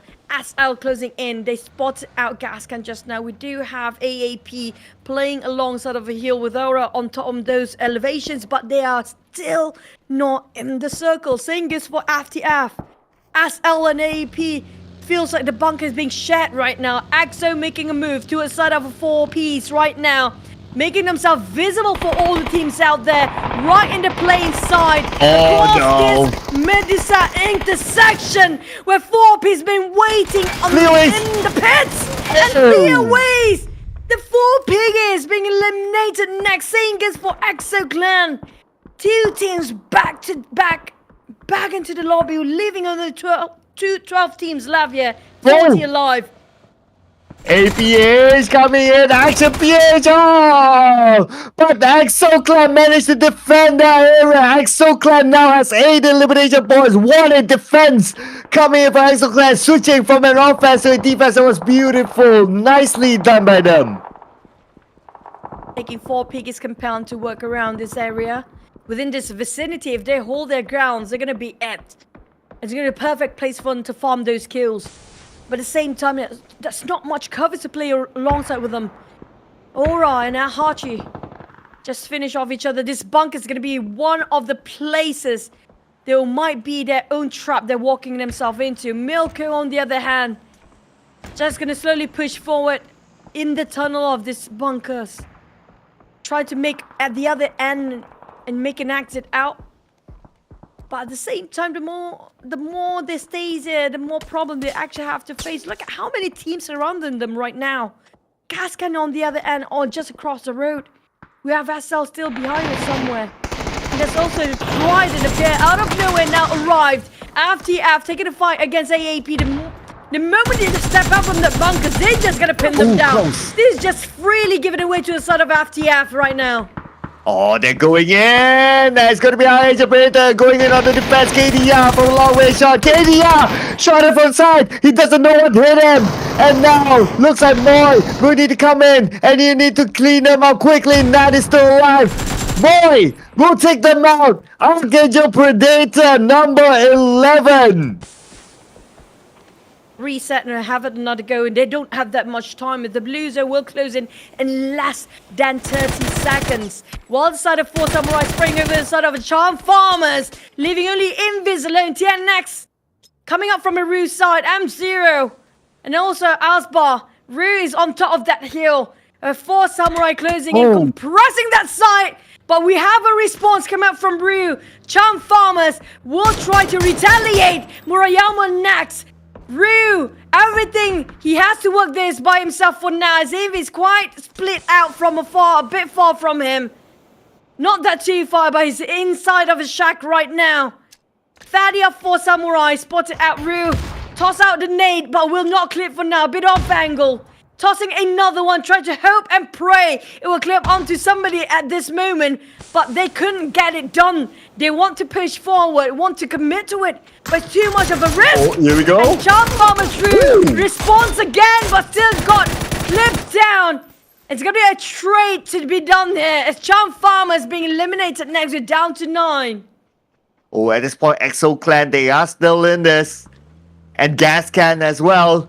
So our top few teams are still in. Arkangel Predator, they'll be in trouble when it comes to the overall charts. Now Trident is moving in, and Aurora is waiting for them on the other side, but are they able to get through?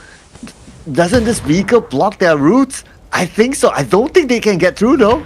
They can climb Oh, they up. can? They Okay. can just There go we go. down it. But the problem is, the moment they step out from this bunkers, both team will not survive. Look at how crowded it is the moment you make an exit out. No, make a big U-turn. That nade will actually just reflecting back to his face. Mirko just guarding over with a UAZ, making sure they cannot make it out. Mirko just gonna sit this quietly inside in this UAZ right now. They want to drive by, but the problem is, can they make it out alive? Snow still contemplating whether to go in for or not. They have to make an exit. They're just barely at the edge of this circle as well. Same goes for Milko. They're on the same boat for both teams. Well, Milko still has the troubles to use, so a little bit of an advantage to him. Now checking out the circle, looks like it's going to still be onto Gascan. Still in the middle of the circle. They are blessed by Lady Luck in this round as well, but now can't say the same for 4S as well as TNX, just next to each other. They need to fight. And 4X will need to fight their way through as well. Not going to be an easy entry for them, considering that their opponent is still a full squad. The other hand has been hiding themselves so well. Nobody actually spotting out just yet. I'm not sure about Namsel though. PE and CJ. Namsel and CJ quite split it into two sides. Differently, working different angles entirely, with Trident in between here. CJ being spotted out. 4 Samurais. Having full vision towards the side of TNX right now. They have to cut across TNX to make it through. But how? With trees in between them. And just covers with themselves. Oh, that's the vehicles. There's going to be one shot to knock down that. There's going to be a headshot as well. Breaking those helmets down. TNX asked by M0 working as a duo to push and committed to the side of 4 Samurai. This duo will work so much and punish on the side of 4 Samurai heavily. Just some will be knocked down, leaving only Fuddies there to actually help him up with the other teammate just gonna flee. And Starlight be eliminated next out of nowhere. Murayama just driving back here, trying to give extra hand, but straight on the ground. She-Horse coming out of a different angle, coming out from the flank side. They're giving such pressure as the Samurais just being choked at this point. Oh, and look at this, Choo-Choo. EXO Clan already got 10 elimination points. Doing well so far, and they still have circle. Right now, Tenax needs to fight. And they're not done yet still. But Tenax, they have the circle advantage against 4S. 4S now forced to move, and 4S will be eliminated at number 6. It's going to be 5 elimination points for Mr. CJ himself.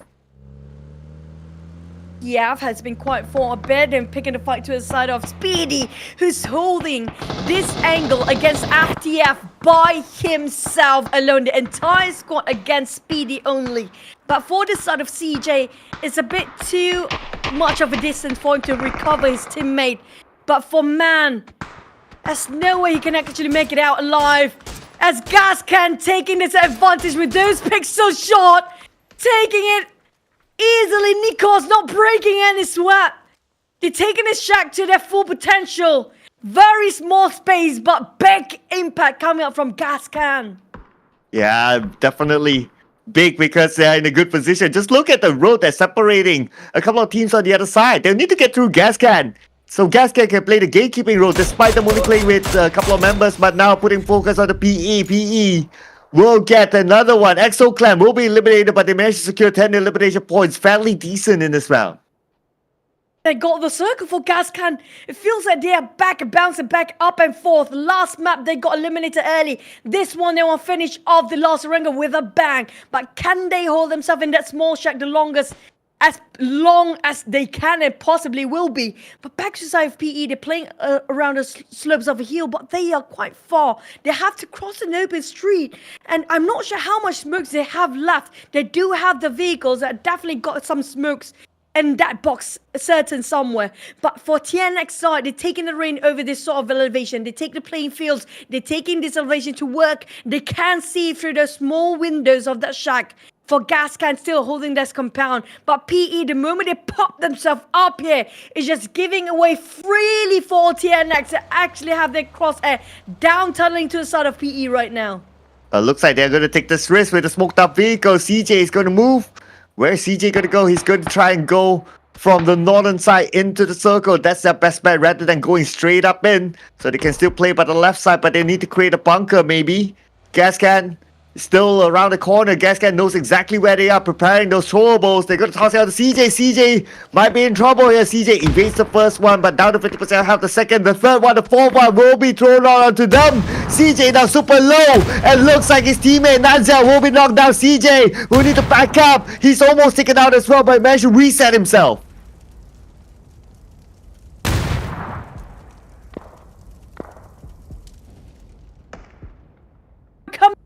The other side, they have to switch over their attention to the other side entirely. But Nikos will keep the taps over to the side of PE right now. But he's got himself slid out of hell, got himself a bit of a reset. But grabbing shot down, M0, a bit of trading with TNX. Gascan being surrounded left, right, center. They will wrap around, and it's going to be a bit of a problem. Jashak will not hold them much longer as Nikos slither of hell finished off by the side of TNX. That saved PE the hell out of them in the last minute. But at the same time, there's no time. PE needs to get out. There's no vehicle for them. It's an open field. Osmar still got himself elevation. He can see through where Noms and CJ is.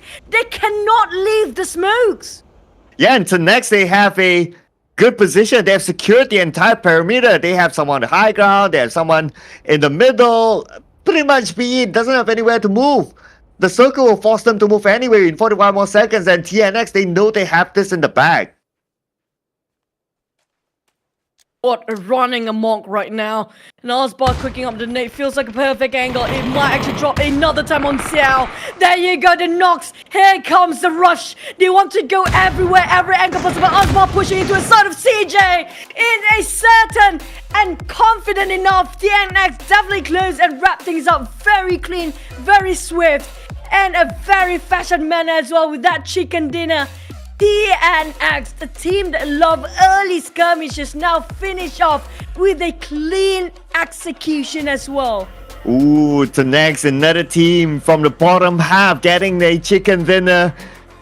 Today is like the day of second page teams. That's great. Looking good so far for them. And this is the first chicken dinner in the PUBG Challenger Rumble Season 1. So congratulations for them getting this poster on the board. But now we'll need to wait and see again. We need to tabulate the scores again. Arkangel Predator, first of the top 3 to be eliminated. So pretty much down to Gascans and EXO Clan in this round. But looking at the gap, Gascan might still be on top. But EXO Clan definitely, they have shrunk the margin, the gap between them and number 1. Should be taken over by EXO Clan? That's a bigger question. Because yeah, they actually kind of survived longer, yes, but at the same time, I do want to know how much EXO Clan managed to finish up with those kills. So, because they have been run and gun since the start, right? For EXO Clan, they're just gonna go for the kills. They just aim for one thing. It's gonna be those elimination points, those kill points that's gonna work for them. They don't care for anything else.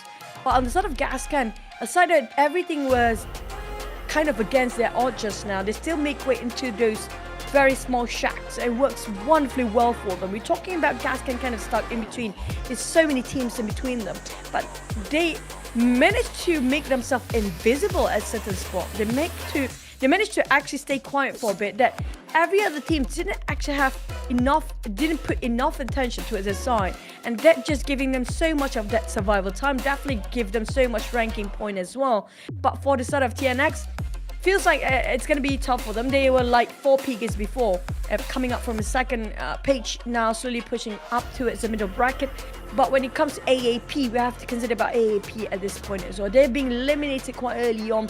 We're talking about them on the northern side. Both 3 teams are actually getting themselves in the top 3 were in a war early on the northern side. Yep, so very interesting though. This round, you kind of think about it. Like the northern side was really packed with teams. trying to get into it wasn't easy. So I think the focal point was that maybe because of the flight path as well, where the flight path was nice, so teams can kind of spread out across the map. And the last we saw the drops was that there was only one team inside military base, so that means that there are more teams on the main peninsula or maybe even on the northern side. Hence, when teams start to move, they will meet up against those key areas. So that was pretty interesting start though, but it's also another action-packed round. I think all 3 rounds that we've seen today, a lot of action. Even our highlights can tell the story. True. Ended up right on top of that Medusa intersection. So many heals in between there, and so many vegetations in between, and not much of a compound play alongside for these guys. It's really a tough one, but they make it work for them. And coming up from PE, they have to be thankful so much for TNX to save the heck out of them. If it's not because of TNX pushing in, I think PE is done and dusted for, because Gascans were planning to actually push over there. But the moment they're trying to decide to push into a side of PE, the moment Nams are being knocked down, that's the time where TNX actually just happen to be there at the same time. But from that, taken up from the chart as well, TNX got 14 elimination. But look at EXO, that 10 point of elimination, just 1 point difference. Even though Gascans got themselves sort of an okay spot in the top 3, but it's not enough for them to actually push up there. Now, where do the EXO Clan will actually stand in the overall rankings by end of this map? Ooh, okay. I would think that it is still number 3 based on my rough calculation, but the gap is still not too far. What's of course worrying is that for Arkangel Predator, they didn't get anything. But okay, so number 2, okay, so that's because Arkangel Predator didn't get anything. Right, so now it's a 10-point gap between them and Gascans. Oh my goodness, 2 more rounds, and it only takes 1 round for EXO Clan to take over Gascans.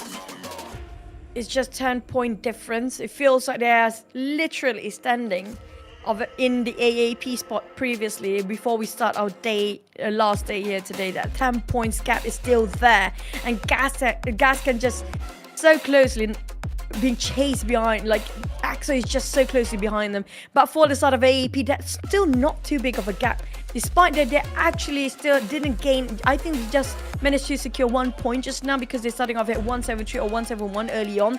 But it's still a reachable gap for them to finish off with those Miramar. We're talking about Miramar next, but Erangel, it's done and dusted. I mean, like, that's it for these guys. There's no more chances in Erangel, and this is their last chance to prove themselves for AAP that they are worthy to be in the Global Series in the last minute. Yeah, 2 more rounds to go. I mean, we're starting to see that gap right between them and number 1. But hey, if EXO Clan can do that, right, like climb up from where they were before this, and now they're number 2. I mean, nothing's impossible, so anything can still happen. And plus, we have seen Arkangel Predator getting a 16 elimination with a chicken dinner, even 15. We got a couple of 15s as well from them, so they are capable of doing that. But it looks like the other teams are stepping up, and it's unfortunate that for Arkangel Predator, for at least 2 rounds in the 3 rounds that we have seen, the moment they drop, there's another team in the same compound. So that's not the start that they would have wanted. They got knocked down first, and the rest was just history. But yeah, I mean, if they want a chance to go up, hopefully they'll be able to drop somewhere that they can get a good start at least. We don't have any downtime. Who needs a break? Because everything is on fire right now. As you're gonna walk straight into our 4th map of the day. It's gonna be Miramar. And speaking of that, Cloud, I mean, like, if EXO Clan did secure that number 1 spot in the last 2 maps here, it just gonna devastate the fans so much, because we're talking about Gascans, the teams coming up from NA, now playing in Oceania, playing in Southeast Asia for the Challengers Rumble. Used to be a PGC team, now be taken down by the side of EXO. Now that's a big statement. And not just one of the best in South Asia for AAP as well. EXO Clan coming in very strong, pushing their last push. It's just so impactful.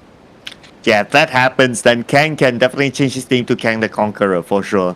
Finally, it justifies him. Okay, just looking at the early drop, so looks like let's see, EXO Clan is going to be okay. Arkangel Predator dropping onto probably the high grounds or even inside Chumasera itself, not contested, so that's fine. Gascan around the ears of Power Grid, so not contested. But so at least our top 3 teams, they're doing okay as a start. So, but I'm kind of worried for the left side. So we got a couple of overlaps there. La Drilera, we got like at least 2 teams. So that will be kind of interesting to see what's going to happen there. How AAP being spreading himself quite wide on top of Chumasura as well, but so far nothing too much of a hot spot or hot drop between these teams. Not too much of a clash. But for the side of Panic and CG, feels like they are parting ways as well, as Panic will actually drive downwards towards Valdemar. Still waiting now, the circle pops. It happens to be right on top of Sienda. Now it feels like slightly similar to yesterday's circle. We did actually do have this sort of circle in the last map of Rama yesterday. But for the other team so far, it's still kind enough for these guys to get into in any sort of angle possible. We're talking about a very generous circle in the center, so they can come in from the northern side, west, east, south. Everywhere is within their reach, within a possibility to get an entry. And this kind of circle is kind to Gascan again. I mean, they have been getting kind circles for themselves. And with the style of this circle, because they drop inside of Power Grid, they can go up to the high grounds of Power Grid, make that their checkpoint. Teams would normally make those rotations on those roads just below them, so they get information, they can take early shots. So it's currently the best case scenario among the top 3 teams for Gascan and where they drop that. And that's sometimes the advantage of you dropping in the middle of the map. To the circle still. We saw how many games today, like you mentioned about Gascan. When it comes to last circle, they always know how to read it out. It just shows how much dedication, how disciplined these players are when it comes to scrims and their practices to read out those patterns of the circle, which is so hard to predict these days because how chaotic it can get for the circles to be read out. Sometimes you predicted it's going to be on the main island or in the bigger place or bigger space that we always mention. But it's always ended up on this unusual spots that nobody wants to be in. But so far for the side of EXO, I'm loving this team so much. I'm a big fan of them right now. I love how they force a fight, how they work as a unit to organize a sort of a push, to recuperate and how to defend themselves. They just work so well in unison.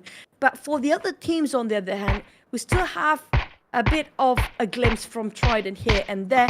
On the side of Panic, it has been a bit quiet from them. We haven't seen a lot of sort of explosive game that like how they did yesterday. It's relatively calm for them today. I'm not sure what their plans are, but it feels like they're reserving them a bit more than yesterday. Maybe a bit cautious, treading on thin ice, being a bit more careful today for the last day. But it feels like it's not themselves here. Yeah, there's something lacking definitely. So, but we did talk about like some of the factors, like maybe I just put in some of the factors, right? So the bottom teams or the page 2 teams, they're stepping it up. We did see that Tenax, 4P getting chicken dinner, and even teams like Trident getting a second place. But okay. So looks like action's not stopping in this round. Namxiao gets the first one to Rems. Is his teammates gonna come? His teammates on the high ground. If they want to come, they gotta do it fast. But with PE moving in onto Rems, Rems is out. Drove himself straight in a straight line into the compound. Just now was definitely the death for the side of Rems. I mean, like Jo. Interesting. Well, from same team there. But Gascan taking on 4Ps. He got his bit split it a bit of a distance between him and his teammate. Vanton spotted out some players of Gascan across him. Got himself this minivan. A bit slower than usual, but it will work for the barriers. With 4Ps just spreading it so wide right now.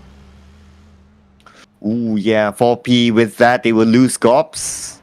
But here's the thing, right? So we did talk about Gascan's position because of their drop initial drop inside a power grid. Definitely they'll take the high grounds around it. And that is a good move for Gascan. They managed to secure 1 elimination point.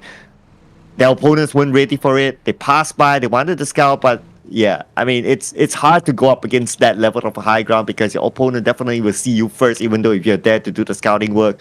And sometimes it's just a scouter just overextending their position, and they got punished for it. But for Gascan, with that point collected, Arkangel Predator, EXO Clan will be looking at it and saying that we gotta step up our game too. At least for consolation, at least they gathered some intel. Somebody there, not to go out there again. Outside of FTF, they are great in Gascan, just how like Gascan greeted the other teams just now.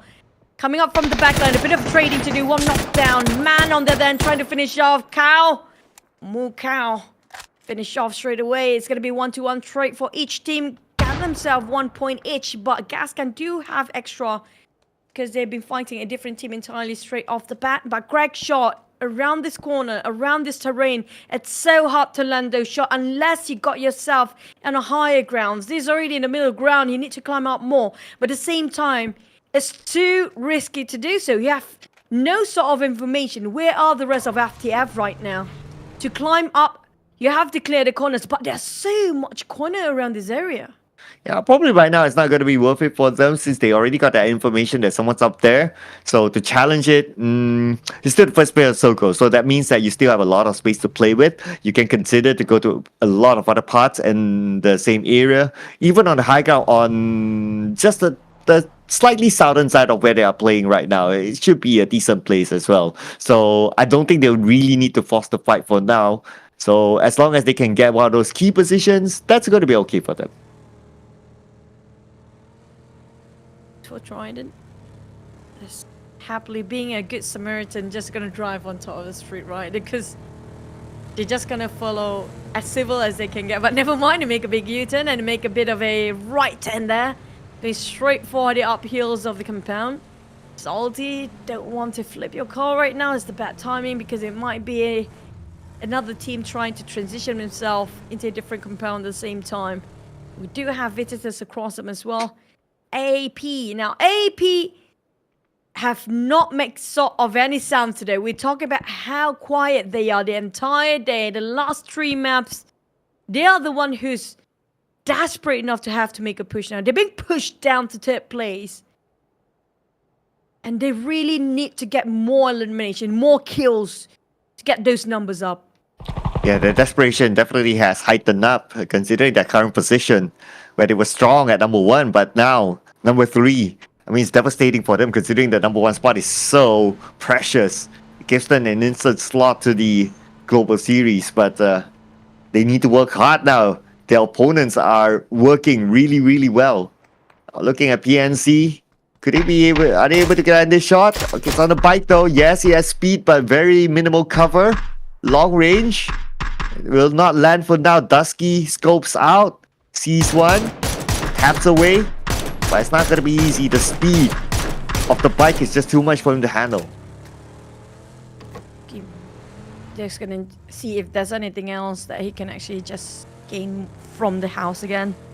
Let's see if there's anything he needed to reset as well. Alec on AAP definitely knows and had the audio cue about the other team right across him just now, but he's gonna go back and taking a bit of safer route instead of trying to provoke the other team to fight him. Suspect in middle of nowhere. 4 Piggies. Heard the shots. CG is being nasty, but there's a big sneaky, super sneaky guys.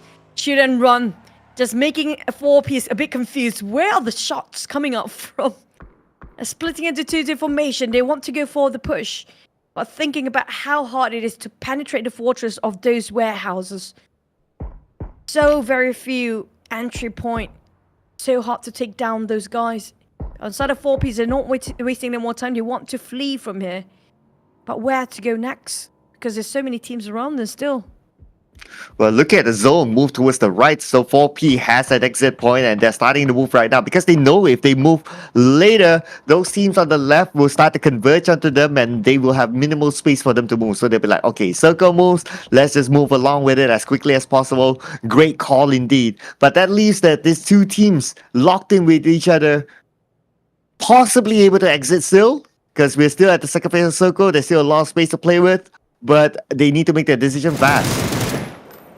On the side of the north end junkyard area, we're talking about the right and the top side is just so vacant, and anybody can actually try to take that without any sort of a problem at all. We're talking about EXO might actually potentially going to the northern side, but back to the side of Gascans is still barely making it in, right on top of graveyard, keeping the tabs out for CG and even Trident Esports. AAP for as and SL is coming up from Lambedita down on the southern side. But Gascans, they want to farm those kills. They will not just get into the circle without gaining anything from it. They just want to run and gun. At the same time, have to be extra careful, like you mentioned before. If they're later, there'll be so many teams converging into the same spot, and they have to go through the sort of scuffle, which they can negate if they move earlier. Ooh, look at the long range there. So now Arkangel Predator, they should be able to hear that someone's on the right, so that's why they're moving towards the left. Again, because it's second phase of the circle, there's still enough space to play with. A couple of compounds, but not sure if this area is within the circle though. But 9 coming in onto 4S, and Murayama gets away. 9 gets out of his vehicle, probably gonna take a couple of shots, but it's not gonna be anything big. It's more like warning shots for now, unless Hachi decides to do something else. Hachi definitely decide to do something big and forces Murayama kind of stuck. He got a bit of a drift. That vehicle smoked up quite hard here. But we do have another thing coming out on the other end as well. Now, Hachi making sure he pulled over. Even the UAZ going backwards here, they still want to go for Murayama. Just gonna go for the kills. They're so committed for the fights. They're so committed in getting themselves those points. And leaving Murayama just being open, left out there, and the rest of the team have to flee and have to get out. But CG will chase the Hacker of Panic, as well as Piggies will finish off by Luke Gascan on the other end. But they are in the blue zone. This is dangerously very risky for Gascan to actually play this sort of a game, because one, they are closely being chased over by EXO when it comes to overall ranking. Secondly, there are so many teams trying to migrate themselves into the center of the circle at the same time. If they got caught on this crossfire, this might be this might be them being pushed down for second place here. Well, the good news is that they managed to get like 4 elimination points so far, the highest of them all. So it's more of them like, okay, are they able to survive the blue? You can see them kind of spread out, probably doing some scouting work just to find the right route in it, but they gotta be aware that CG is behind them. PNC on the other hand looking to go through La Bendita, so that's going to be okay. But what's not going to be okay is the circle for all these teams, as it shifts a little bit on the northern side, but we still have a good handful of teams within it. Coming up from Starlight, they know for a fact it's going to be very quiet on the right side. They're going from the entry. AAP taking it on the southeast side, but Aurora and also CF, there's so many coming up from the southern part. We are having such a saturated pool down there.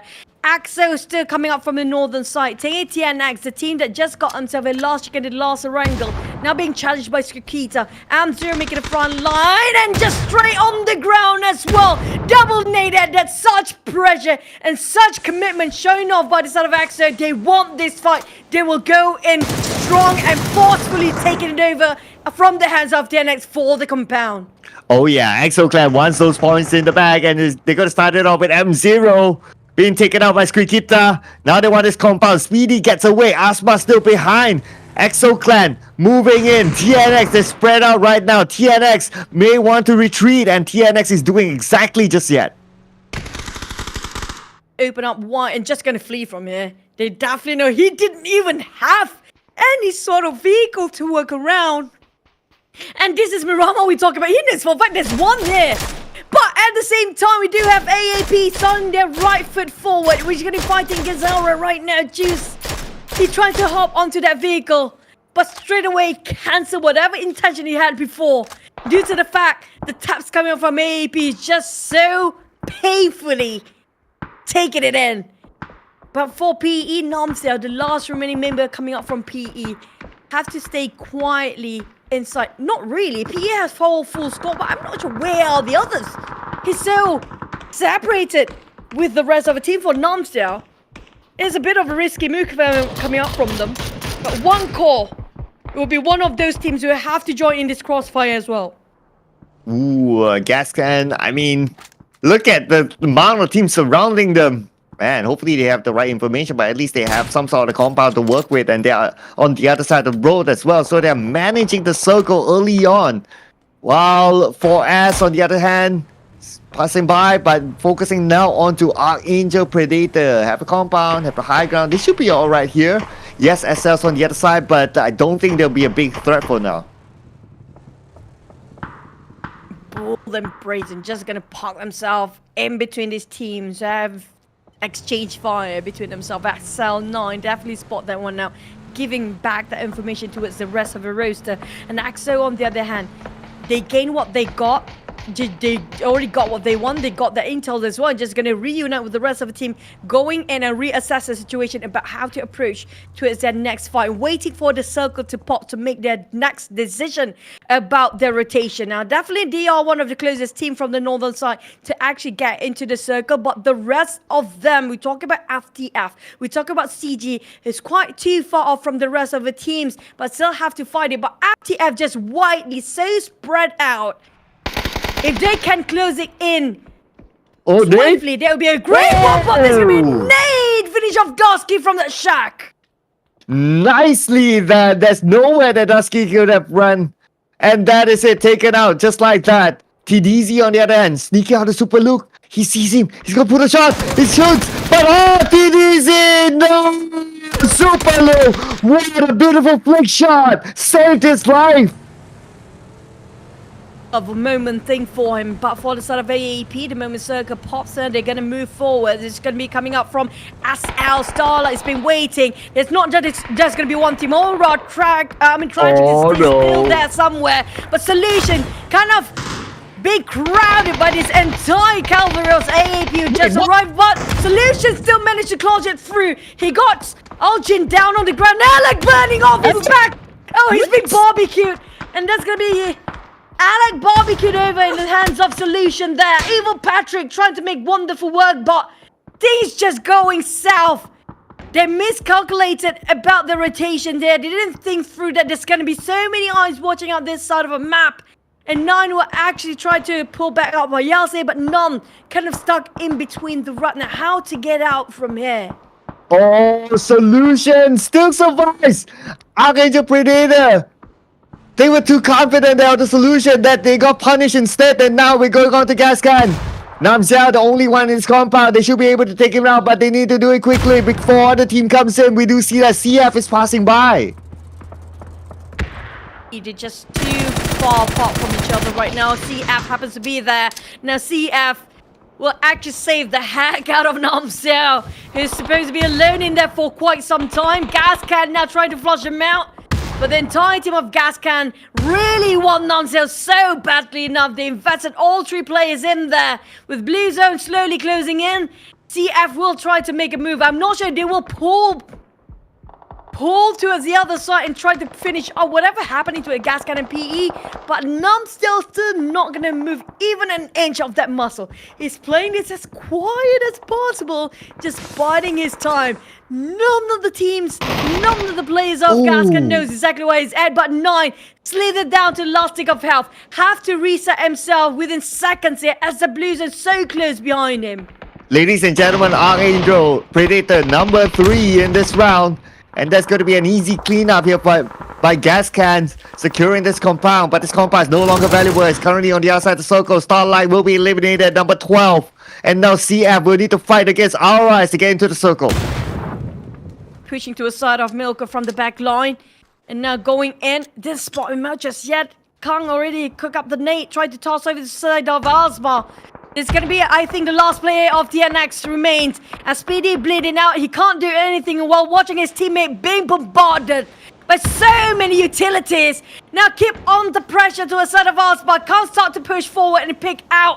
But at the same time, the small hills, the corners are making it so just hard that corner. for him to actually land. Now he's trying to revive. It's a perfect shot. And that's just it. Aspa being finished off by EXO Clan. They still run and gun. These guys on the rabbit. EXO going for more. They want more. They already got 4 in the bag. And that's not going to be enough if they want to secure the number 1 spot. So they're going to get more elimination points, but now putting focus onto ONC versus PE. Looks like CJ is in trouble. 10% of health, like he needs to reset quickly, but the opponents are coming in. They're currently on the ground floor. CJ managed to reset himself, but it's 1v2. CJ, but it's not impossible. Trick that's gonna toss over that flash. CJ! He's been knocked down to Nando. CJ still managed to clutch this one out, but it's a bit too much for him to handle as one call managed to wrap things up and got it on their side, sealed the deal. But for FDF, the last player remaining, EXO moving as a 4. Look at that, they're staying themselves in. Whoa. 1 nade of snow. It's 2 in 1 over the discount. And CF, there's no way out for them. That's not a snow, that's an avalanche onto them. 1 nade to rule them all, they say. 1 nade takes 2 down. Amazing Kobe instead. And now we can see that Gascans just beside ONC. EXO Clan, they're starting to make their move, but where will they go? They're going towards the high ground, where Aurora is at this point. But they want to take a couple of shots just to steal away those elimination points. Let's see what Goose can come up with. They hold the angle to the side of CF. They can't run. It's Singers for Trident and Snow finish over. Oh, never mind. Goose! It's EXO again. This is huge. This is a humongous. EXO keep running for the kills. And they are going by unpunished. They still have 4 men living. We're talking about the full squad standing and trying to fight for more. Ooh, that was insane coming from Goose. Still managed to steal away 1 elimination point. But the next phase of the circle could be challenging for Gascan, as they'll need to fight against ONC to get into the circle. The circle is just behind ONC, so now Gascan, they're being gate capped. Oh no, they need to take this fight. Nanju on the other hand, long range on the Goose just to shoo him off, and that will work for now. That quite a tall order from afar, but it's just valiant effort coming up from his side. But Gascan on the other hand, they have to cut across 1 core. They cannot go the other way around. It's a bit too late now. They got less than 30 seconds to make a longer rotation. And it's not possible as the Blues start to shrink any second now.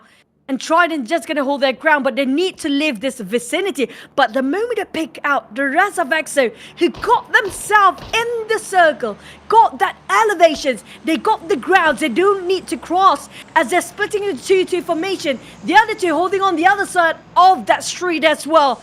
Trident being surrounded everywhere. Yeah, Trident, the moment they come out, they'll face the rival EXO Clan.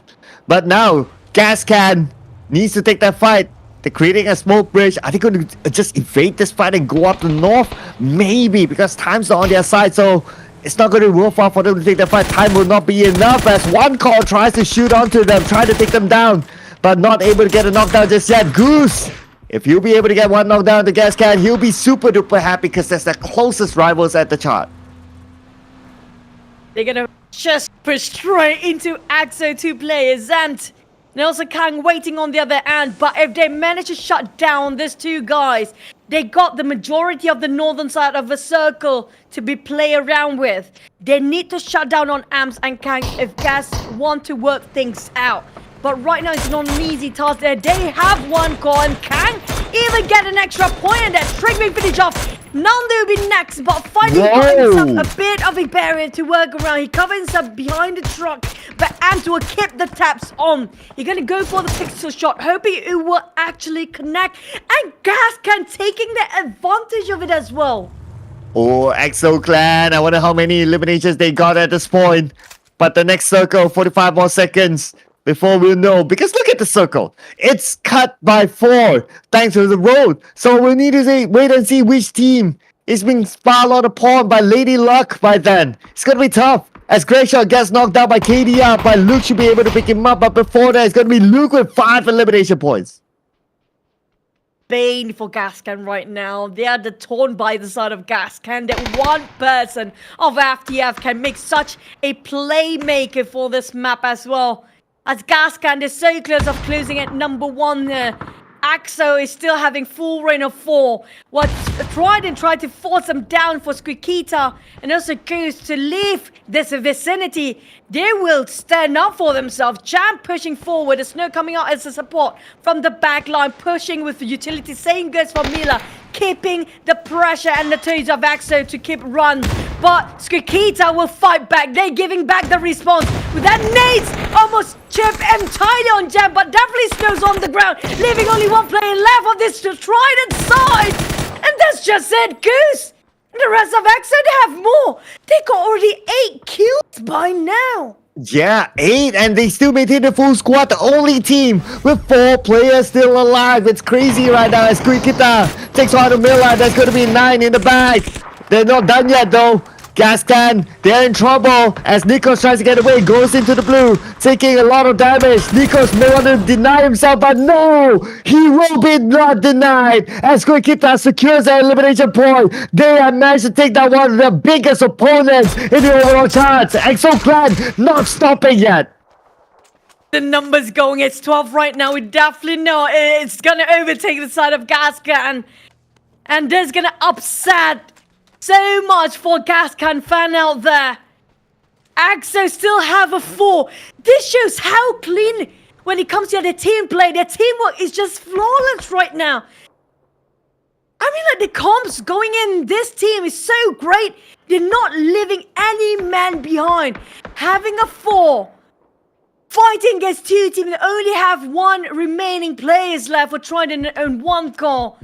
It feels like they have this in the back. They're even still inside of a circle. There's no way things could have gone wrong at this point. Every box being checked. And the condition for EXO is down for them to just wrap things up and sit with the chicken. That's it. Yeah, they just need to know exactly where the opponent's position is at. Okay, so now they know Salty. I believe they know the other one, Nando J. So they know right now. But they need to take out, because they're from different teams, they need to focus on to one before taking out the other. If not, the other one might be the Kingmaker. So EXO Clan, they still playing it at the top of the game. Tapping on to Salty. Salty will feel the salt right now. Down to 40% of health, still alive. But Trident Esports will be the next one to be eliminated. So Salty will be the one that goes out. Nando J survives until a 2nd place finish. Hard. You see how they want to go for the rush right now. Every angle being covered by EXO players.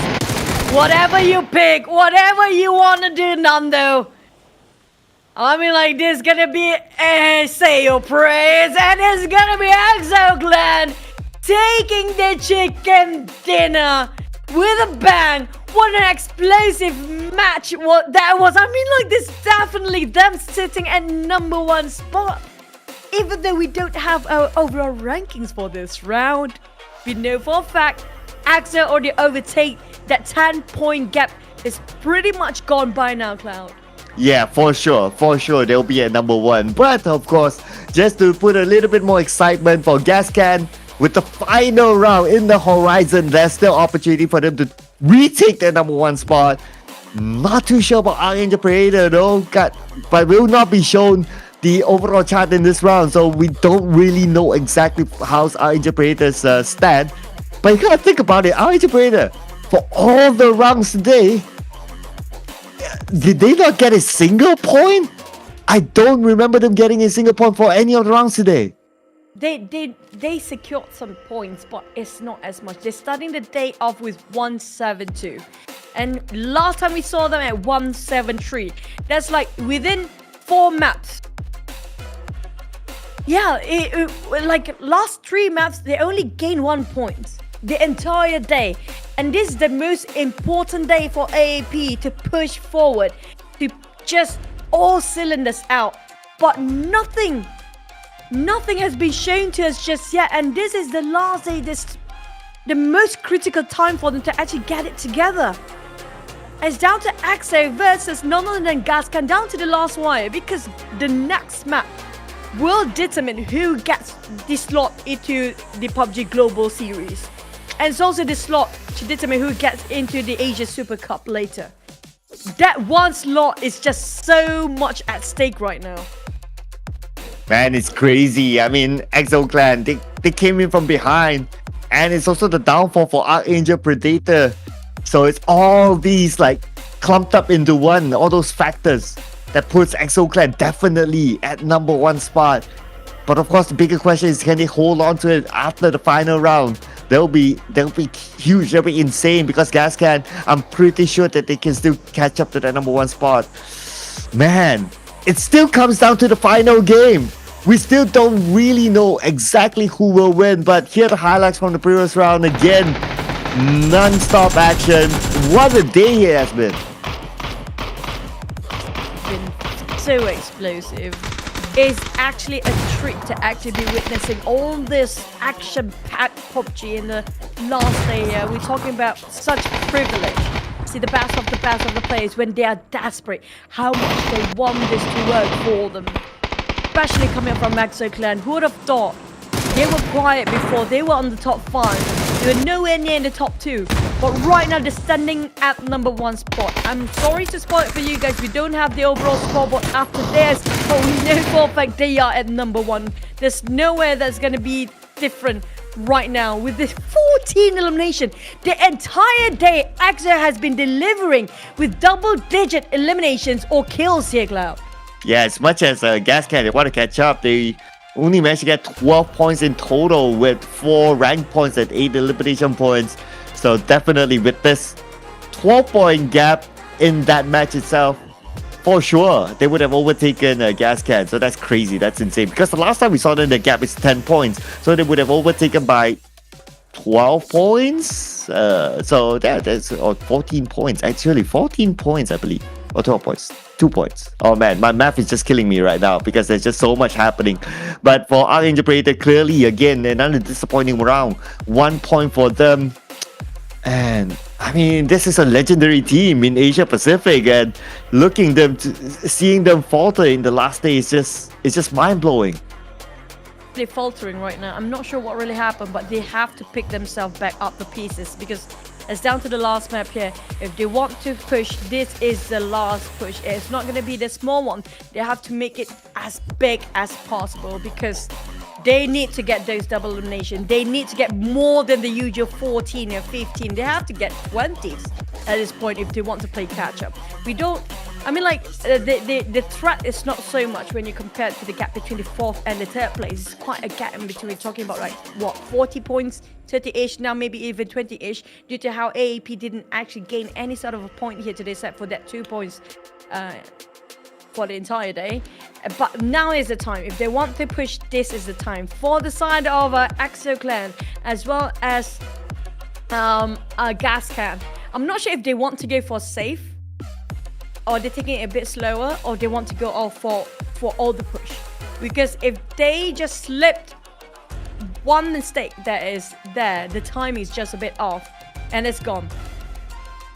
Yeah, that's the thing, right? I guess right now it's a dilemma for EXO Clan, because if we look at Gascan, they're not a team, they're not a pushover team as well. They definitely know how to get those elimination points in the back and collect those rank points. So it's hard. Like what you say, right? If EXO Clan chooses to just still push it, they will have a risk of them going out as well. And if that happens, Gascan will easily take over. But I guess it kind of weighed both possibilities, considering that Gascan could still overtake them because of their potential. That EXO Clan, if they're doing well so far today, with the amount of elimination collected almost every round, they might as well just go for it all the way until the last round. They have to weigh their options here. I'm talking about how risky it is for them to actually put themselves out there and being, being just targeted down by all the other teams if they went too aggressive, or they were to actually go too aggressive. And it's going to be a bit of a risk for them. Maybe they want to weigh out the balancing with the positions as well. Like, you know what? How about we starting off really aggressive when it comes to the 3rd circle, when it comes to the 4th, where everybody start to migrate, the great migration happen when it comes to the 4th circle. Why not we start running gun there? But it doesn't feel like it feels like you should unleash.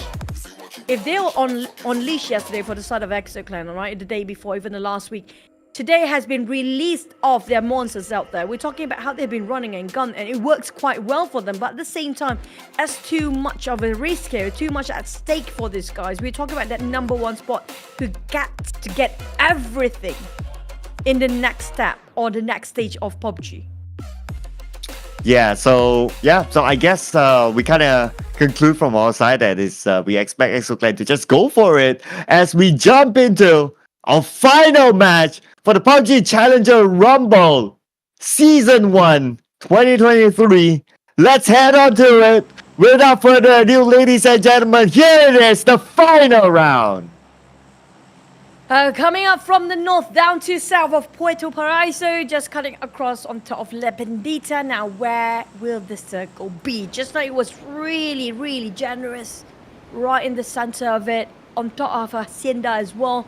But this time, it's still within reach for those who want to drop around Minas del Cel. Los Higos, quite a far-fetched journey for them, but it's still reachable as they got themselves those vehicles to work around. But it's always about the circle. How will they actually challenge the player? Is it really the maps making it tough, or the players start to rise up to the occasion? For some teams, they're up there, it's great. But the teams then pull down from the overall ranking board, like AAP, where are they? Were they trying to really force a fight? Because right now we're looking at AAP right on top of that power grid, trying to challenge out Gascan, and this is going to be a hectic one. Looks like Arkangel Predator chooses to challenge Gascan because of their number 2, number 3 spot at least. So if they're able to take out Gascan, they might be able to secure their number 2 spot. So they are taking this risk right now because for them to drop to number 4, the gap is just too far. So it's a worthwhile risk for them. It's an almost nothing to lose situation for Arkangel Predator. They do have a lot to lose, but they're getting themselves an opener here. Luke knocked down his 4 Piggies taking on CF. It's going to be the IGL for CF, but Gascan, every eye's onto them right now as Alec and Non finish them off. This going down the drain. This is going to be really detrimental for them. If things just didn't work out well, Greg shot slither of health. Didn't have time to even loot things over. But lucky enough, they still have utilities to work around. Evil Patrick come out flank side from the outskirts. It's going to be a bit of a problematic situation if they're not aware about what's coming up from the behind. Ooh, this is bad. Looking bad by Gascan. They could be able to revenge. But you know who's getting the last life? It's going to be EXO Clan. They're going to be enjoying the elimination feed, just running. And now we can see that one by one, they're being taken down. 9 secures their elimination point. 9 will be counter-fire point. Nikos tries to get one. Sees Alec. Alec goes down. Beautiful by Nikos. With a UMP from afar. Nicely done. They're kind of 50-50 at this moment, but it's 2v1 though. Greg Shaw needs to reset. Thing to reset himself with. That's the problem. They don't have the time to just build up their loot. They've been attacked, they've been ambushed, they've been challenged by AAP. You know what? Let's settle the fight here. And now Nico's being knocked down, and Greg is just too low. He needs to find himself some HP to work around 2 HP. This will not cut it. Greg have to make such a miraculous run this time. Trying to fight out bots, Algin and Evil Patrick at the same time. But Algin don't have too much of your health utilities as well. His magazine's still gonna run out. I'm not sure how many bullets they have, but on 1. Greg working around the corners of another warehouse at the back line, trying to find on the outskirts in case somebody coming up from off angle. But Patrick knows this better. Bots on the other hand will heal himself. Got so much of loot right across. Oh no, that shot! Greg! This is it! Gascan! No way! Oh man, no way for Gascan. So now it's a matter of whether Arkangel Predator can overtake Gascan or not. So they'll be happy to take the round, but ONC is in the compound. So now they want to be the one to take over or eliminate Arkangel Predator. As Rick sees Alec, hasn't pulled the trigger just yet. He sees 9 on the left. He can pull it anytime soon. I don't think they know he's there. Arkangel Predators. Not sure if this karma, if things work out for them, this is going to be a big win for AAP. This is the push that they have been waiting for. That they need it so desperately enough. But it might be the bane here if one call managed to shut them down straight away. We do have man from FTF coming out on the right side of Power Grid as well. Eyeing out, giving so much information for the rest of the team at FTF. They are silent killers. They're setting their traps on the outskirts of Power Grid, looking how the spread coming up. But AAP, they need to flee. They don't want to jeopardize so much. They need to get themselves a different compound. But the problem is, do they secure any vehicles to flee from here in the first place? I don't think so, because they didn't manage to leave this compound from the start. Unless ONC brought vehicles to them, which I think was the case. But for themselves, nah. But FTF, look at this, Juju. FTS on the high ground, overlooking them. So they are also in a position whereby if the fight's over, they can move in and be the third, by the time fourth party to come into Power Grid. Power Grid is just so heated up right now. Electrifying performance coming from these teams. Can see how much they need this to work for them. But for AAP, they heard the gunshots. A bit panicky, but they need to get out. Slowly trying to exit out from the back line of Power Grid, moving to the southern part. But they need to find those forwards desperate enough. They need to get on the four-wheel. They found themselves a truck. It's going to work as long as they get to leave and exit out and just stay alive for a couple more. Then contest those kills against the side of EXO. But for Gascan, it's going to be the end for them right now. But Aurora, taking the compound, trying to flash out CG. Having a bit of a casualty on their side with Tragic and finish off. Hamster is going to be next for CG. Now they're finding that one last play of CG. He's on the top floor. Now climbing down the stairs for the outchoose. And it's going to be a bit of a trade. Trying to secure the elimination, but another team out. It's still the first phase of a circle. I know, right? We're still not in the second phase, but we got like 2 teams already out. It's insane this final round. And of course, EXO Clan, they're the happiest of the bunch right now. They'll be like, okay, yeah, we kind of did it. But of course, if they want to go out with a bang, why not go out with a chicken dinner?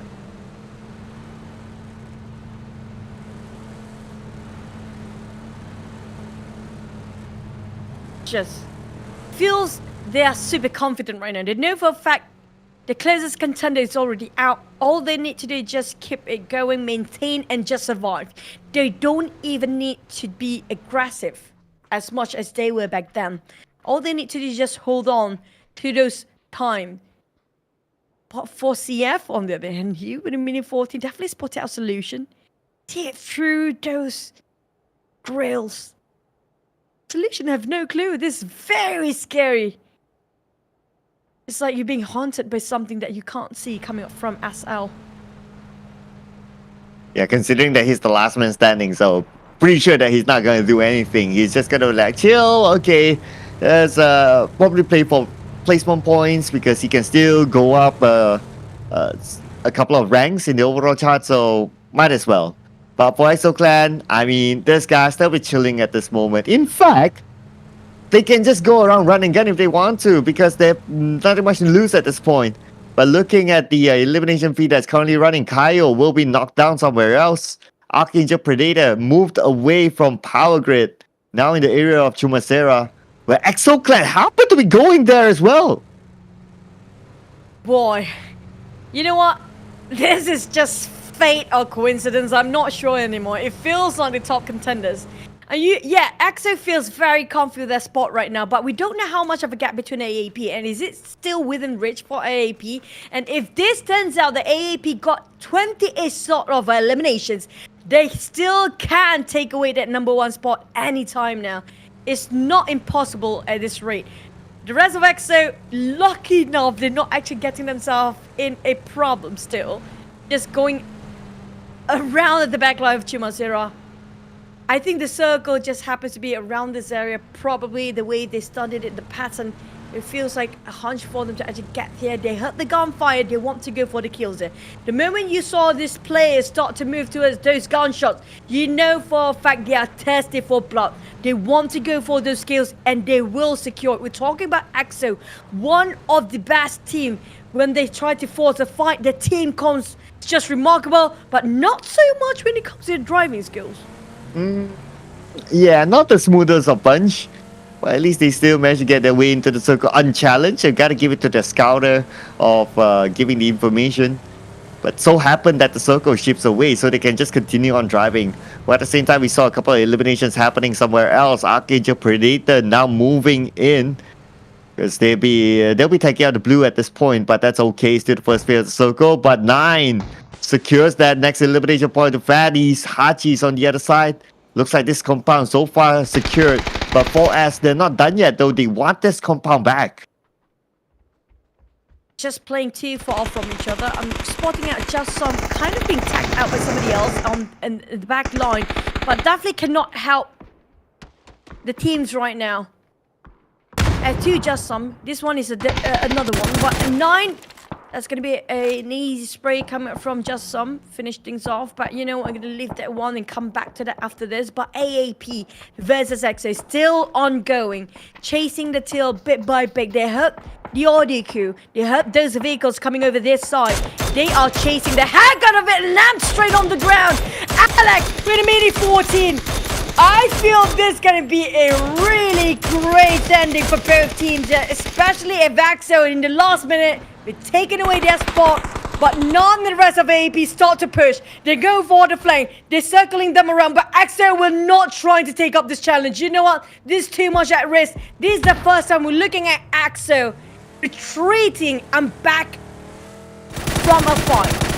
Yeah, MT's going to feel empty inside now that his teammates left him. But can't fault EXO Clan. I mean, if they really want to seal the deal, they just need to just hang on and let everyone else eliminate each other, especially for Arkangel Predator. They're closest, I must say, to clinch that number 1 spot. Although the chances are kind of small, but hey, if you're EXO Clan, you just don't want to take that risk. Right now, EXO Clan, they're just going to play for placement points. They're just hoping that at least for Arkangel Predator to be eliminated next. And EXO Clan doing well so far. They've been evading a lot of fights. This just shows how desperate they want that number 1 spot, but at the same time, this might actually be detrimental for them as well. If they didn't secure any sort of eliminations, it's going to be not enough for them to solidify themselves at number 1, because feels like AAP will catch up in terms of those kills. We talk about already secured 5 in the back for AAP, and that's just like what? Still in the second phase of a circle. We're helping into less than a minute into the third phase. But in the meantime, EXO being chased the heck by all the other teams down there.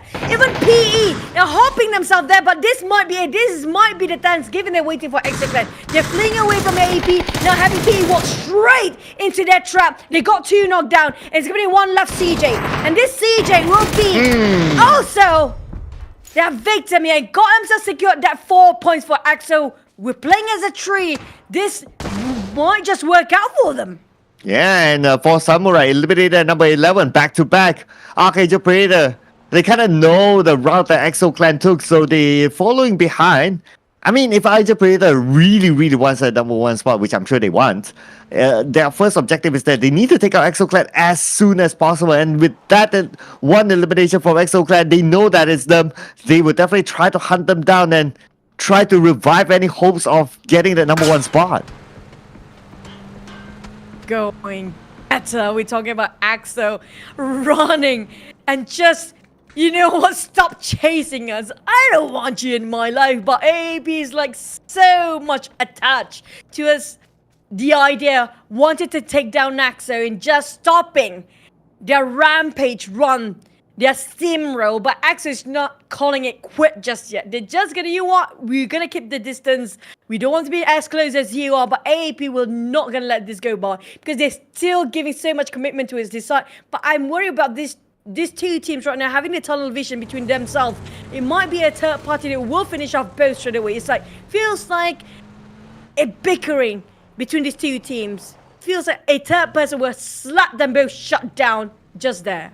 Ooh, well, I'm liking the compound that EXO Clan took. So right now they have a good compound just by the edge. That means that they don't need to worry about any shots coming in from the ocean onto their side. They just need to focus on on the outside whereby the high ground is at. And with Arkangel Predator knowing that that's a compound, I mean, they need to take the risk anyway, because if not, they'll be stuck at most number 2. So they're going in right now. Comes down, pushing to his side of Squeaky in this very small track here and found him out, but you know what? They are way faster. Squeaky knocks down on Nan. This is not great. It's gonna be a failed attempt. If this goes down, the entire team goes down, but it's gonna be a 1-to-1 trade as Evil Patrick again making an opening for the AAP. The Arkangel's Predator praying down to the side of EXO. And now, like, finishing off, Cricket's straight on the ground in the grave, but not gonna pick that. Oh, Bagoose is here! Bagoose can pick over! There was a window of opportunity to not being taken as potentially should have been. Oh my goodness me! All back and forth. And that is it for EXO Clan, eliminated at number 10. Taken out by Arkangel Predator. Could this be the moment that they revive their hopes and dreams of getting the number 1 spot? And now with the revive, they still maintain a full squad though. 8 elimination points for Arkangel Predator. They still need a lot more elimination points. They still need to go in for the hunt. The possibility of getting a double digit, a huge one at that. And AAP seems to wanting to deliver us just that. 8 eliminations by far, same as for the 4 Piggies. But so much more on the side of AAP at the stake.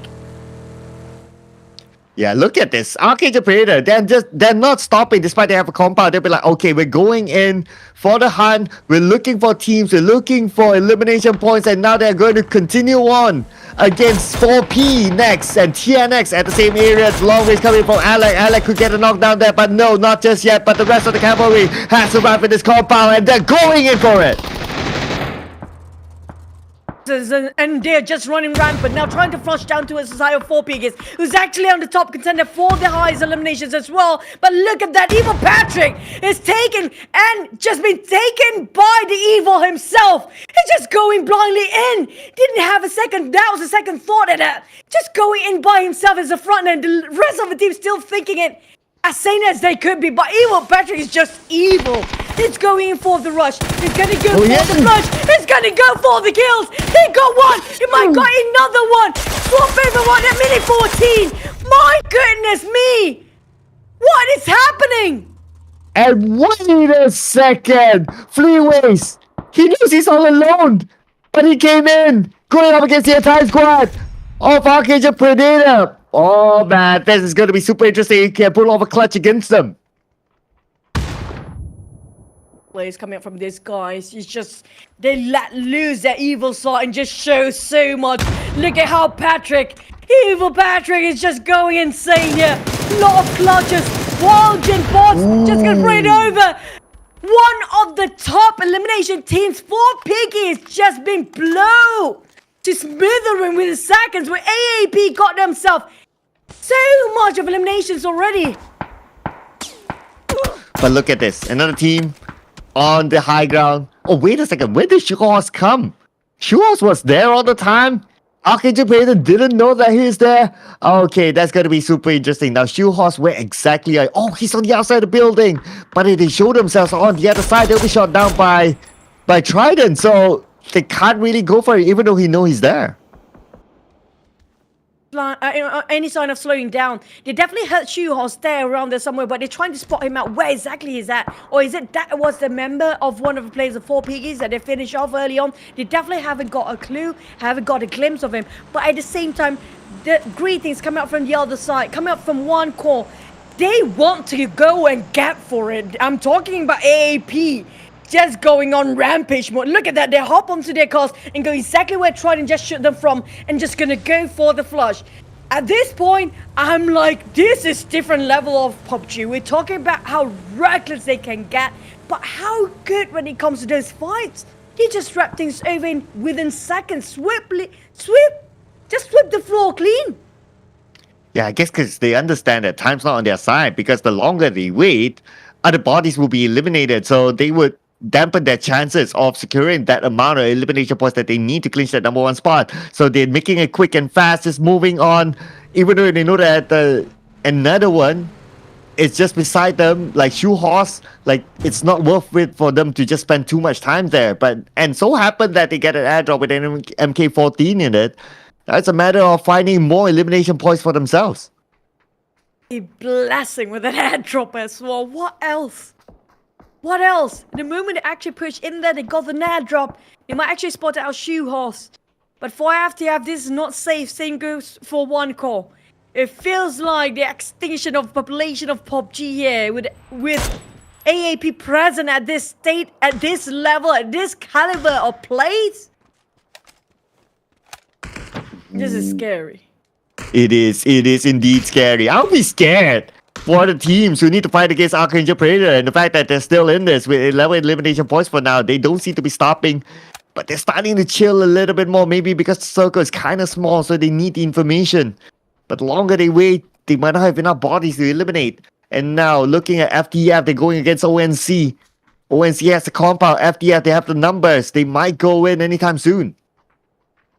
For all the teams having a bit of a hold here, a bit of a stalemate, I have a feeling that AAP will actually try to force this fight. They're not wasting any more time. Look at that. The moment we mentioned about them, Shoe Horse will get to live, but the moment he shoots, it's gonna be a bit of a U-turn coming from Evil Patrick. He's just so evil today. He's not gonna look at that. He's gonna pull over. I feel like he will stop himself there and try to find for Shoe Horse, but I'm not sure if they know exactly where he's at. But on the side of AAP, they're definitely gonna climb up the hill, and after Av and one call break the silence with those shots coming in, and this attract the rest of AAP to push forward. And they spot out Trick. Alex just going to go for the kills there, but Alex got to quite with the kill as well. That's another point contributing to the side of AAP.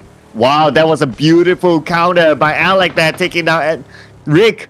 Now 12 elimination points held by Arkangel Predator. KDR on the high ground against Patrick. Patrick tries to get one. KDR super duper low. Patrick's going in for the chase. Patrick tries to find a good angle, but you gotta be careful. There's someone else on the high ground as well. Patrick playing on the low ground. They're surrounding KDR. KDR all alone in the compound, and Arkangel Predator coming down to give judgment onto him. God bugs and sprays, and he goes crazy. Alton, he needs to get out from there as the Blues are closing it and shrinks. AAP, they take whatever they can get. They risk their neck for this, and after EF will be next. Alex toss the flashbang, going with the shotgun, going in again. The wonders of the shotgun, and now taking on one call as well. After F man is still there, but AAP, they're blown away by this performance. Is just incredible. Those kills will work wonderfully well for them, and Jack Z on the ground bleeding out, and they're just going in, just mopping everyone off the floor, off the surface of PUBG in Rumble. Oh, Nate, Molly! Molly! Where did you both just see Wester? That is one Collins on at number 6. Arkangel Predator! 16 eliminations! Could this be the dream for them? Last push they're having, this is just blowing my mind off. This is next level of plays coming out from AAP. They're showing how much they desperate want to actually go for the next stage. They want that slot, they want those prizes, they want the champions in the Challengers Rumbles. Yeah, Miller, the moment you're prone down, we know your fate, because look at how aggressive, proactive coming out from AAP. They break the 20 kills barrier. They are there. They want to take that #1 spot, and this is what they need to do, and they are doing it. Well, the highest so far is 19. If they manage to eliminate all of them, they can get more than 20, and that will break the record in the final round. And now Alec going around. Shoe Horse still survives, but Alec, I think he sees Shoe Horse. Okay, Shoe Horse definitely exposed himself. Alec knows exactly where he is. Alec's gonna come down. Alec is ready to take out Shoe Horse. Shoe Horse, he's kind of caught in between. Alec tapping on the Shoe Horse. No, it's gonna be Miller being knocked down. Shoe Horse is still not found out. On getting it now, it's 17 kills. Not just that, they got themselves that those ranking points will work so much. They got almost 1/3 of the population of PUBG just by themselves right now. Not going in for more. He's pushing it to his side of Alec. Just open up the smoke so Alec can actually pick out. Maybe possibly try to find for the players of Trident. But he got a surprise from the back line instead. Now exactly know where there's at the rest of Trident. None pushing in with those nades, giving the information back towards the rest of the team. And such a clean, organized team fights and push as well. We'll talk about the full roster of AAP still there. Shoehorse, on the other hand, just going to play tag along at this point. He's just being side by side with AAP since the last time we saw him around a different vicinity. Yeah, they're still. He's so lucky to still survive up to at least a top 4 finish. That's insane for Shoehorse. There's still enough bodies though for Arkangel Predator, just putting it out there. Now they know where exactly Shoehorse is at. Super duper low, 10% of health left. They can't finish off Shoehorse just yet, but now they're moving in. Aljin Bot knows where Shoehorse is at, trying to find a good angle, and that is a number 18 for them. And they now have like 3 more bodies for them to take, and they can take all of them. Who knows? They could be the number 1. But they might finish as a 4. It might breaking the record. We're talking about 25 or maybe 24 elimination. There goes Evil Patrick and open again to a sort of Trident. They're going to go for the push. For down Salty. Bot's going to spray it over. It was so easy. They're not breaking it. Sweat. They did swift. Everything is so sharp and crispy coming out from AAP. Now pushing towards the left Snow. The last remaining member for Trident. This is going way faster than we thought it would be, Cloud. Oh yeah, we're like what? Phase 7! Down to the top 3 teams, with Snow being the last man standing. Snow 1v3. Or 1v4 technically. Can he do it? Nan spots him for the high ground. No, he doesn't, but Nan wanna break them with Nan! Nan takes out Snow! 21 elimination points, they officially broken the record! Can they get the 22nd PV, the last man standing? Nobody wants to be in PV shoes right now. With this sort of AAP running amok all over the map, wiping 1/3 of population of PUBG just by themselves. But PV is not panicking. It's going to be relaxing on inside of this house, around the corner, taking his own sweet time for the blue zone to shrink and just welcoming the fate for his life. And Patrick running rampage on a steamroll for AAP. Definitely knows exactly where PV is. They check all the other compounds, they check all the other houses and apartments. There's nobody there. It's definitely this one. And Patrick spot him out. The only thing who tells him away and just finish off. What an explosive performance from AAP. We were told they'd be quiet today, but we were wrong. Look at them, Cloud. 22 elimination points, breaking the record in the final round. That is crazy by Arkangel Predator. Would they have done enough to get the number 1 spot? If they did, it is the most insane comeback that we have seen. Man. Oh, this is gonna be crazy. I really can't wait. I really can't wait to see the final score. This is mind-blowing, Juju. Oh man. Oh, it's crazy. They definitely secured like more than 30 points this round. This is the highest we got in the finals by far. And this is the biggest volume of kills by far. They're breaking every record being set by all the other teams down there. But where do they stand? Do they stand at first or do they stand at second? Will it be enough for them to overtake EXO at this point? In the last map, in the last push, during the last day of their very last moment. It is crazy. I'm lost for words if they can do it. We need to tabulate the scores later on. But here's the highlights. Well, technically, Chuchu, all the highlights are Arkangel Predator because they're the ones going up of the entire round. Around this Miramar map, we're talking about how wild things can get. This is even wilder. They don't even think. They don't even have a second to think. Look at how confident they are going in. Guns blazing everywhere. Especially Patrick. You know what? I think like Patrick giving them some sort of a pep talk behind us somewhere. You know what? There's something else for them to actually do. Why don't we just go crazy? And they deliver. It is evil Patrick indeed. He was evil the entire round. Man, I'm mind blown right now. Okay, mind blown by their performance because we thought that 4 rounds they didn't perform. You can't think about it. 4 rounds they didn't perform. And the final round they just went crazy. It's like I don't know. They somehow picked themselves up and the final round they just went ballistic. And if you can't think about it, they have very little time in between games to pick themselves up, and somehow whatever they did behind the scenes, it worked. Downtime for the players at all. We're talking about, okay, we're done with this map. Okay, next into the lobby. Go straight next into the lobby. There's no downtime for them for any sort of discussion we're talking about. Yeah, we're talking about no breaks. And they only get like what, 2 points the entire day until this last match happened. This is crazy. There's just no words I can explain right now. I haven't seen any team that can turn the things over just at the flip. It's like they have Thanos. They just snap their fingers and everything dies. Yeah, it's like they just, I don't know. It's one of the craziest flips that we have seen in the longest time, or maybe forever. I don't know. This is insane. Considering that they didn't need a break, like a proper break to do that flip. And you know what that just tells us? Like, hey, you know what? Who needs breaks anyway? Maybe next time, every tournament in the future, we just do it like without a break. You guys don't need break. See what happened to Arkangel Predator. Who needs a break if you want to be champions, right? The funniest part is that even our back end production is just gonna double check everything just to be sure that everything is on point. Look at how many zeros down there. How many? They are the only team with the most elimination here. There's no way you can deny that anymore. This is crazy. 32, and then the next one is 9. When was the last time you see this sort of gap? This is crazy. This is insane. The closest rivals. Okay, so Gascans, 0 points. Arkangel Predator has like, where are they?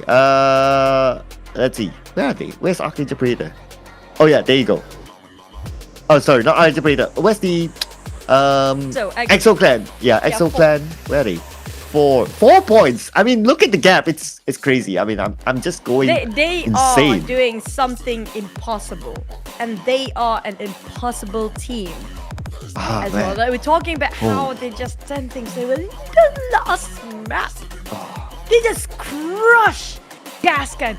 They crush EXO Plans about going towards the PUBG Global Series. This is just... Wait! Oh, 2 points! Oh! No way! Oh, it was that close! Oh my god! Oh my god, Chichu, I'm having headaches now. Okay, you take over the show. God, that's not too far as well. We're talking about 6 points. That's 6 points if it's starting from last day here. They put it in. That's so much that can turn the thing by the end of the day. But EXO Clan barely. They were biting their nails just now for EXO Clan. Waiting if is it going to be enough for AAP to take them over. That was so close. But congratulations, EXO Clan. Taking this champ is well deserving. The consistency for the entire last week here speaks for itself. That last push coming out from the side of AAP was really scary. Super scary. Oh yeah, it was super scary. I mean, if I was EXO Clan and I got eliminated that early, I'll be sitting back and say, I'll be shaking my pants like, are we going to get overtaken? Like, Arkangel Predator is going nuts. But now I can formally say, Kang the Conqueror. They conquered it all. And they started the day at number 3. So that was crazy. Started the day at number 3, get number 1. Last round was insane for them. They almost got overtaken by Arkangel Predator, but they still held on to it somehow. This is an insane day. Why? Why is this happening? Why? Just wild. This is just beyond our expectation. What a privilege to actually sit here to cast this map, this match, this entire tournament. I have to thank you so much for the teams down there. Even though they didn't make it for all the 16 teams, it has been an incredible journey for them. But it's not done yet. Don't forget, this is only the season 1. But for EXO Clan, they secure themselves that slot for the Asia Super Cup, and not just that, The Global Series is in their hands already, secured. Nobody else can take it away from them. The 2 points of AAP, they have to let it go for now. Yeah, they had to let it go. Too bad. They held on to the number 1 spot like for the longest time. But yeah, it comes down to that final game. They almost got it, but at least, well, the good news is that they got a 2nd place, and 2nd place is not too bad because you get more PGC points as compared to the 3rd place and so on, and you get a little bit more moolah as well. So yeah, but of course, as any competitor, you really want to get that number 1 spot. But at the end of the day, it is what it is, right? But you gotta give it to EXO Clan. Crazy. Okay, I think that's it for us. But you know what? That 2 points will hurt and break their heart so much for AAP. But what a performance! Still a crazy run in the last map. And also, Gascans have been holding like all the entire day, but they just fumble and in shambles in the last map. For the other teams down there, we have to thank every single one of you being part of the show. And thank you so much, Clap, for being here with me and all the production crew, Trident and PUBG as well. You guys actually be sticking up. I mean, like, you've been stick up the entire day with us, even though we are unbearable for you. But thank you so much with, bearing it with us alongside. And so sorry for our shortcomings. We try our best to make everything work, but still, what a day and what a privilege. Thank you so much. Any else to say, Cloud? Well, all I can say is that it's been an amazing day, and of course, it's always a pleasure sharing this moment together with you, Choo. And I hope our producer gets his car fixed soon. So thank you so much to you guys watching as well. I hope you had a great weekend.